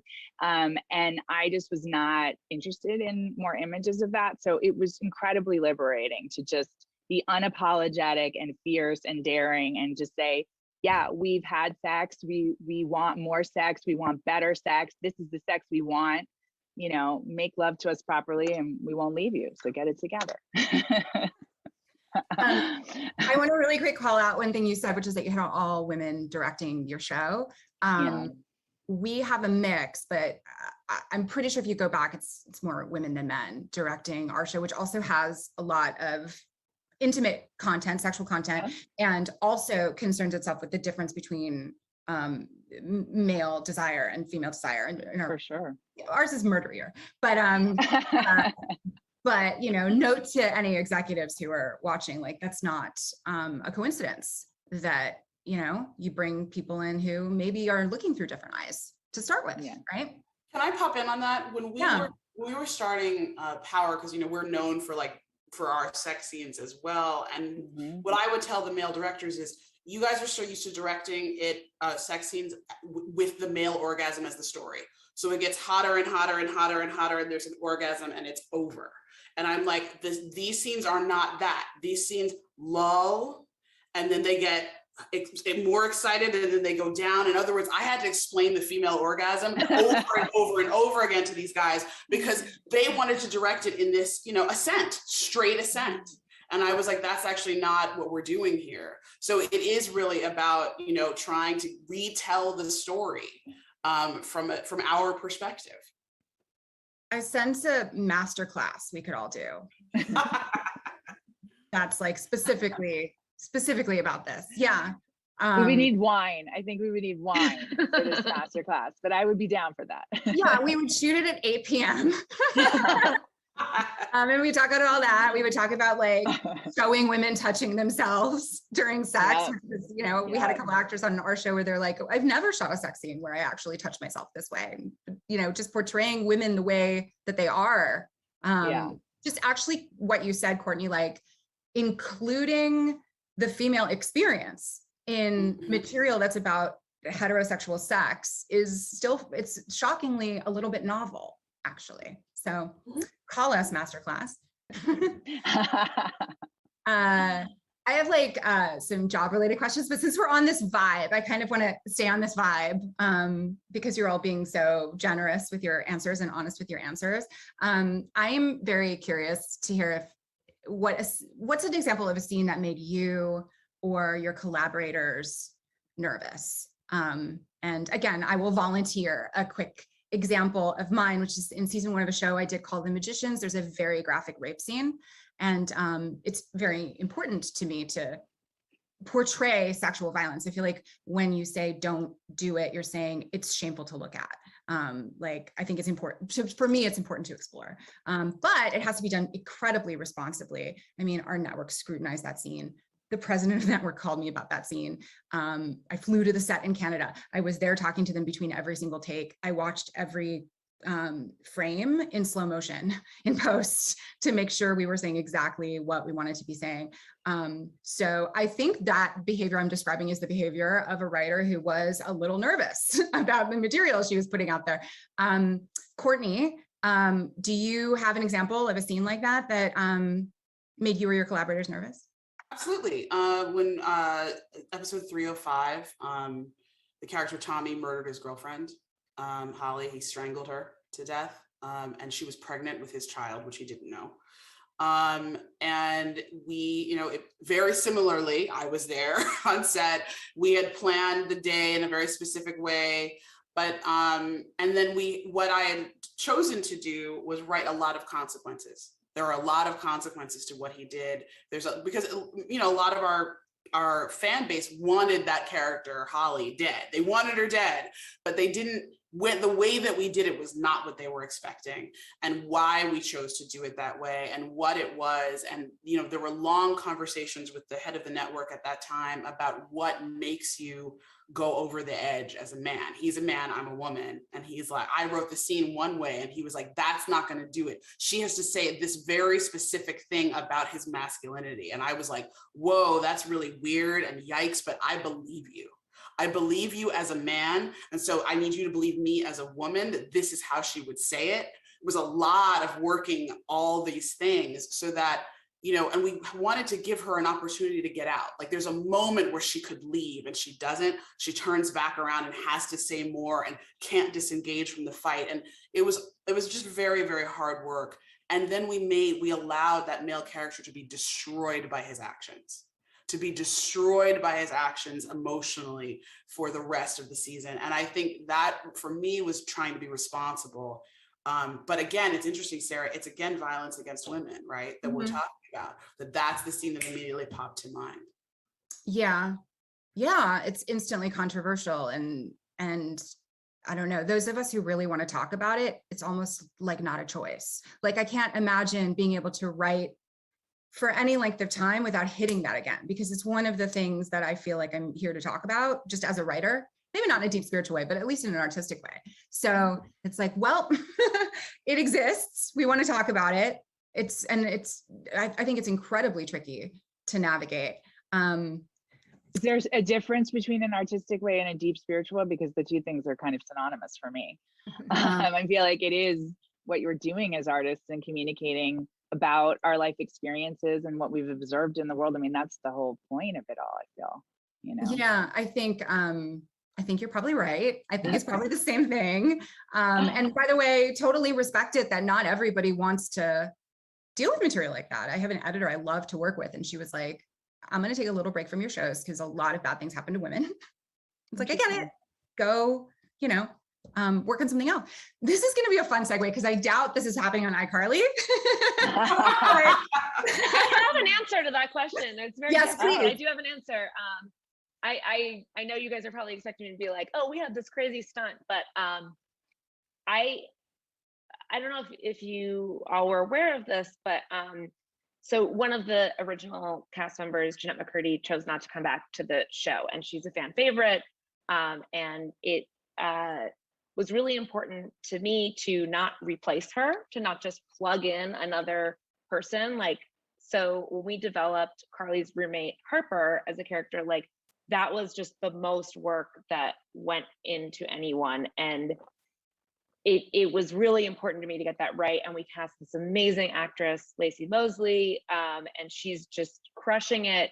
And we were all just gelling on set from the beginning, and it's so great. And then we announced the premiere date, and we showed a picture of the cast, and Lacey and also Jaden, who is 10, but mostly Lacey, received a lot of racist hate thrown at her, and it was horrifying. And I felt obviously like a failure that I didn't see this coming, and we had to handle it as best we could, but on our heels, which we shouldn't have been.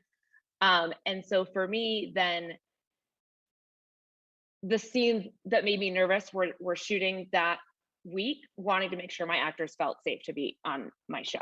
So that was the main thing, that it can be the most lighthearted show, and then boom, people decide. And of course, these are not people who just love Jeanette so much that suddenly they became racist. They're people who are looking for an excuse to be racist and found this. And it was really awful, and it was really emotional for the writers' room, for the cast, for the crew, for everyone. And so I think that was for me, showing up and being what are we doing? Okay, let me outline to you, our writers' room wrote letters to Lacey and Jaden, and just kind of outlined our feelings, but just feeling already I had failed, and what can I do to make up for this? So it wasn't necessarily a creative, but it was also a violence against women thing, if you think about it. So it was just happening off screen, on Instagram.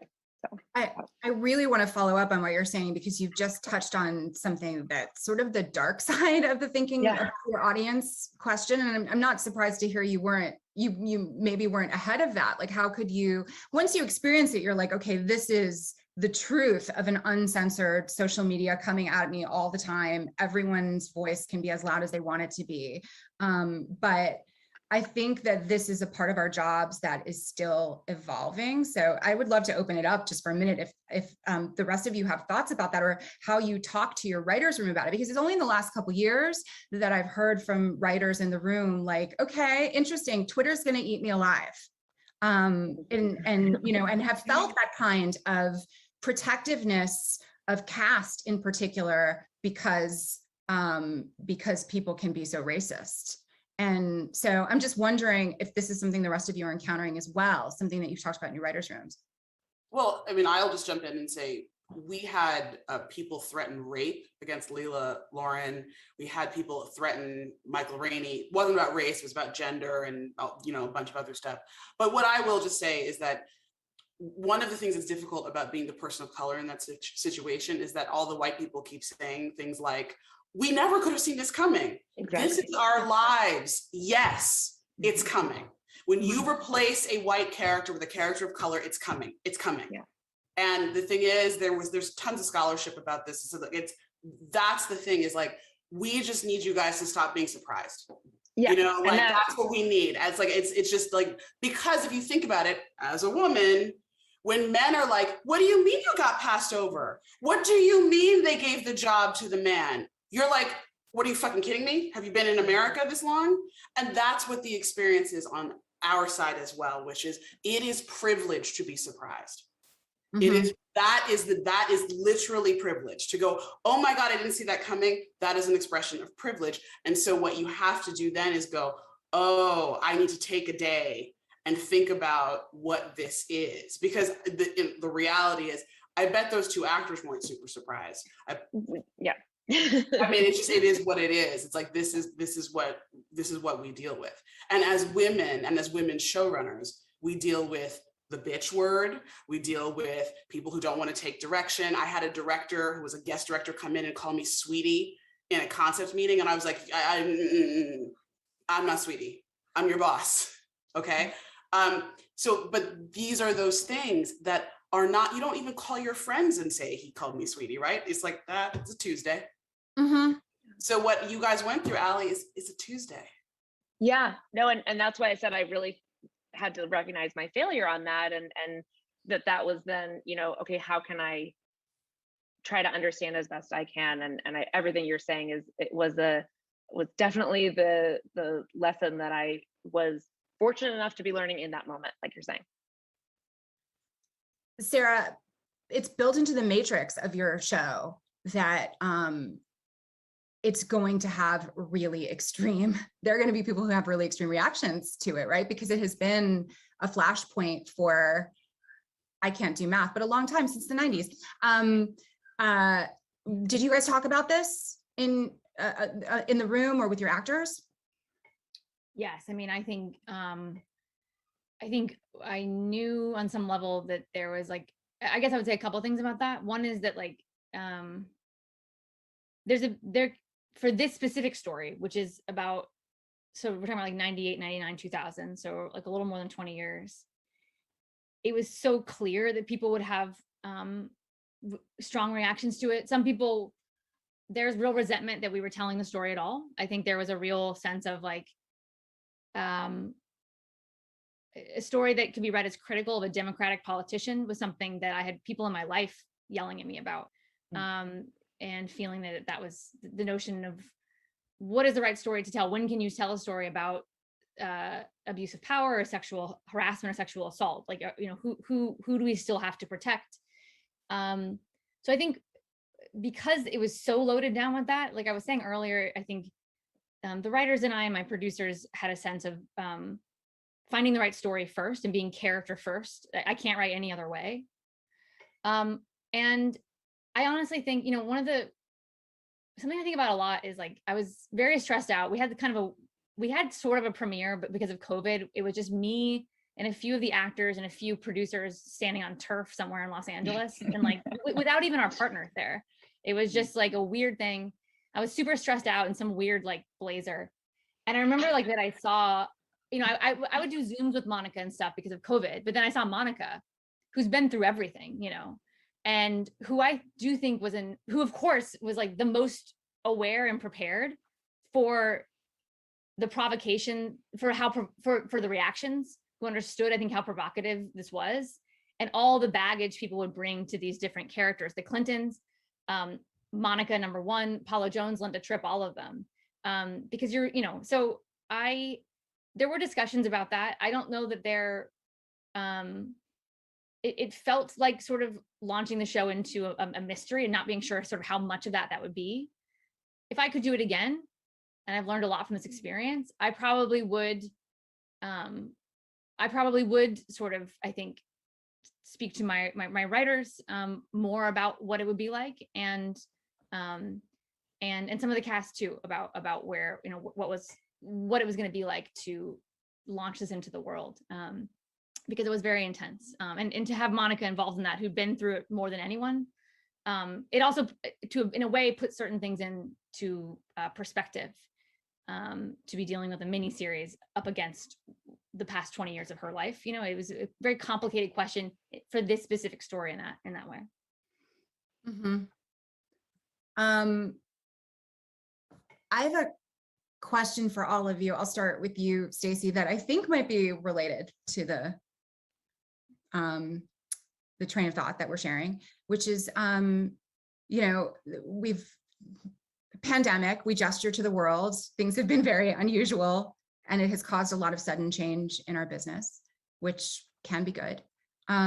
What kind of stories are you burning to tell that you're a little concerned the business isn't ready for you yet?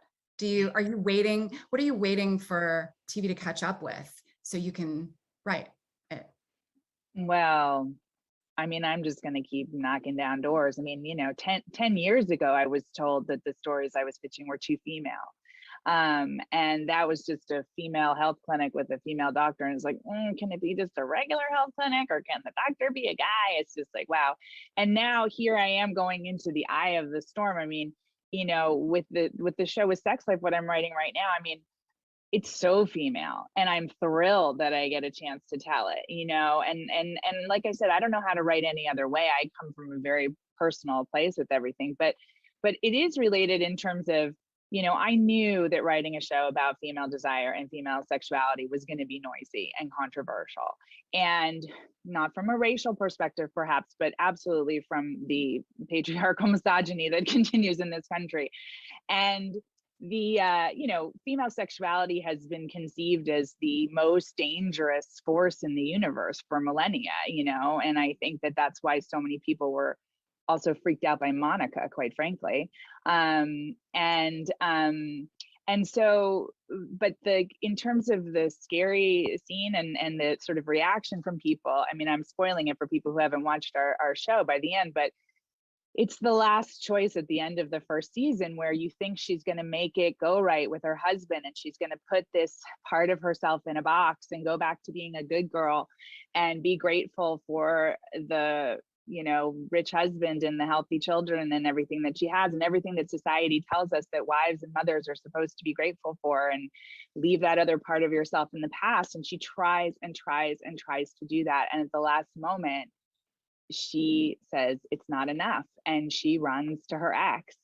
And I always knew that was going to be incredibly controversial, and we designed it that way on purpose. We designed it to be a smash cut and a hard turn. And I said to our executives, I said, half of the people are going to be yelling at their TV and saying, what the hell are you doing, you stupid whatever, go back to your husband. And half of the people are going to be saying, go girl, and living vicariously through her. And it was very noisy. And I have to say, like, it's one thing to say in your writer's room or to say on a notes call, yes, it's noisy. Yes, it's going to be controversial. Yes, this is risky. And it's another thing to feel that, on social media or whatever else, because what happens on social media is that the people who are angry and who think she is or whatever, oh, they'll write it publicly on social media. And then the women who are incredibly moved by the series, who see themselves in the series, who feel so appreciated, that they feel so seen and everything, they're writing in DMs, they're writing in private messages. And I think that's just so emblematic of our society, is that especially wives and mothers are not supposed to be anything other than grateful martyrs for their children. And I think our show is saying, like, it's possible to be incredibly grateful for everything you have and still want to express this other side of yourself, you know, and that's as seen as very grabby and ungrateful and dangerous, you know, for women. And I just feel like I have to remind myself about that, because of course it's really scary, you know, not as scary as some of the things you guys are describing, but it doesn't feel great. I'll put it that way, you know, and you just tell yourself, it's great, everybody's talking, we started a conversation. And I really do believe that. I really do believe that. But you have to be willing to put yourself out there in a way that's not 100% comfortable. I'll say that, yeah. What about you, Courtney? What are you burning? What kind of stories are burning inside of you? I'm going to put it in the biopic. I'm going to prepare them. I actually do want to write about women more. You know, I think I need to write. Really open kimono. No, kimono, wrong word. I'm wearing a kimono. Yes. But I'll say, like, I haven't written about myself much. I've hidden myself in a lot of characters. I've hidden myself in a lot of ways. I've used men to cover some of the choices I've made or whatever. I wrote about my divorce, but of course it was gangsters. So like, it's much easier to resolve a divorce when people have guns. But I think that that's the thing that I'm challenging myself to do, is become more of myself on the page. It's been very easy to hide behind these pretty people that we make up, and that, you know, but I really want to bring femininity, real femininity, like divine femininity, to the page. And I just have not done that yet. You know, I write a lot of badass women with like quippy one-liners, and they all have guns too. But I would love to kind of push myself to the next level. And I will just say about what Stacey just said, I so resonate with this idea that that woman is not allowed to claim extra. You got everything. You can't have more. And that's the thing, is like, I want more as a writer, damn it. So that's what I'm learning to do. When you talk about it like that, I'm like, please write it immediately. What about you, Sarah? You know, I don't know. What Courtney said resonates with me a lot. I've been thinking about, my tendency has been to go into other, like my first play, I guess I would just say, it was about private equity, about finance. And because I was an unknown playwright, people assumed I was like a woman who works in finance, who just got bored and wanted to write her first play. But the actual truth is I got obsessed with learning the language of, I just learned the language of finance and wrote like a fine, not amazing play about it. But like, so I too have sort of never at all directly addressed, I really resonates with me, the thing that Courtney said about hiding behind or inside characters. And I don't know, I'm really sitting with my current experience with this show, because the show is about a real thing, and like I'm processing real people's reactions to it. My fall has been about, I think, sitting with that and thinking about it and trying to sort of understand what just happened. Because of COVID, this was like a 3-year experience for me. So I'm trying not to, all I want to make sure is that I'm being truthful, I guess. That's all I can do. And then try to put in like some little jokes to distract myself. But I don't know. I feel like I can't conceive of it until I feel connected to it. And I'm not sure what that is yet, you know, and I'm used to this rhythm of my life as a writer, which is like the insanity of production, whether it be play production or TV, right? And then it stops, and you have to be willing to face, this is like the least inspiring thing to say, young writers, but like you have to a little bit be willing to face an abyss, right? Just to see what's there, as opposed to like, I'm going to grab the first, you know, thing that sort of might occupy my time. So I'm sitting here in this dark room, sitting in an abyss, is what I want to tell all of you. I mean, I know it's a harsh thing to say to young writers, but I think it's the most important thing to say, because it's like the quick follow-up is like, that's what it feels like to be really alive. Like the ground is a lie. We're all walking around in a world that's capricious and could change at any moment. Might as well get used to the abyss. You can write about it. It's safer, you know? That's great. Thank you. Yeah, you're right. Yeah. Allie, how about you? Oh, this is tough. And I mean, I want to be like, I'm going to be recording this recording and listening to all of your words again and again. But I have really been surprised how much I enjoyed playing in another sandbox that I did not construct, and taking these characters and updating them and putting my voice into this and trying to say, how can this resonate now? And one of the things I found that I'm very good at is my organizational system and like the mood on set and things like that. And so I don't know that my next, I'm not gonna say my next great show, but like my next big project will be mine. And I say that because I think I've always wanted to teach. That's why I went to grad school. I love supporting other writers. I think I will be a really good cheerleader and organizer, and here's how it worked for me when I was a showrunner, and now let's get you telling your story person. I kind of think my next thing is going to be even more playing in someone else's sandbox. I think there's so many people who have amazing stories who don't have the same opportunities that I've had, and I feel like that's kind of where I see myself in the industry, as somebody who can kind of help other people tell their stories. That's huge. That's, I mean, crucial. Also, like IP is everything, so you're much more likely to get your show in it. Yeah, totally. No, I mean, I have like my projects that I've been working on for years that I'd love to get off the ground, but as I see myself more as a showrunner, I see my strengths and weaknesses, and I'm like, I think I could be really good at this role. That's kind of how it goes. Yeah. Thank you. This was great. It was lovely to chat with all of you. The stuff that you shared is just so generous and honest. And thank you. Thanks for keeping it real with people so that they, have some sense of what's really going on here. I think that's the best way forward, don't you? Thank you, each of you. And thank you to the audience for tuning in. Enjoy the rest of the Power Women Summit.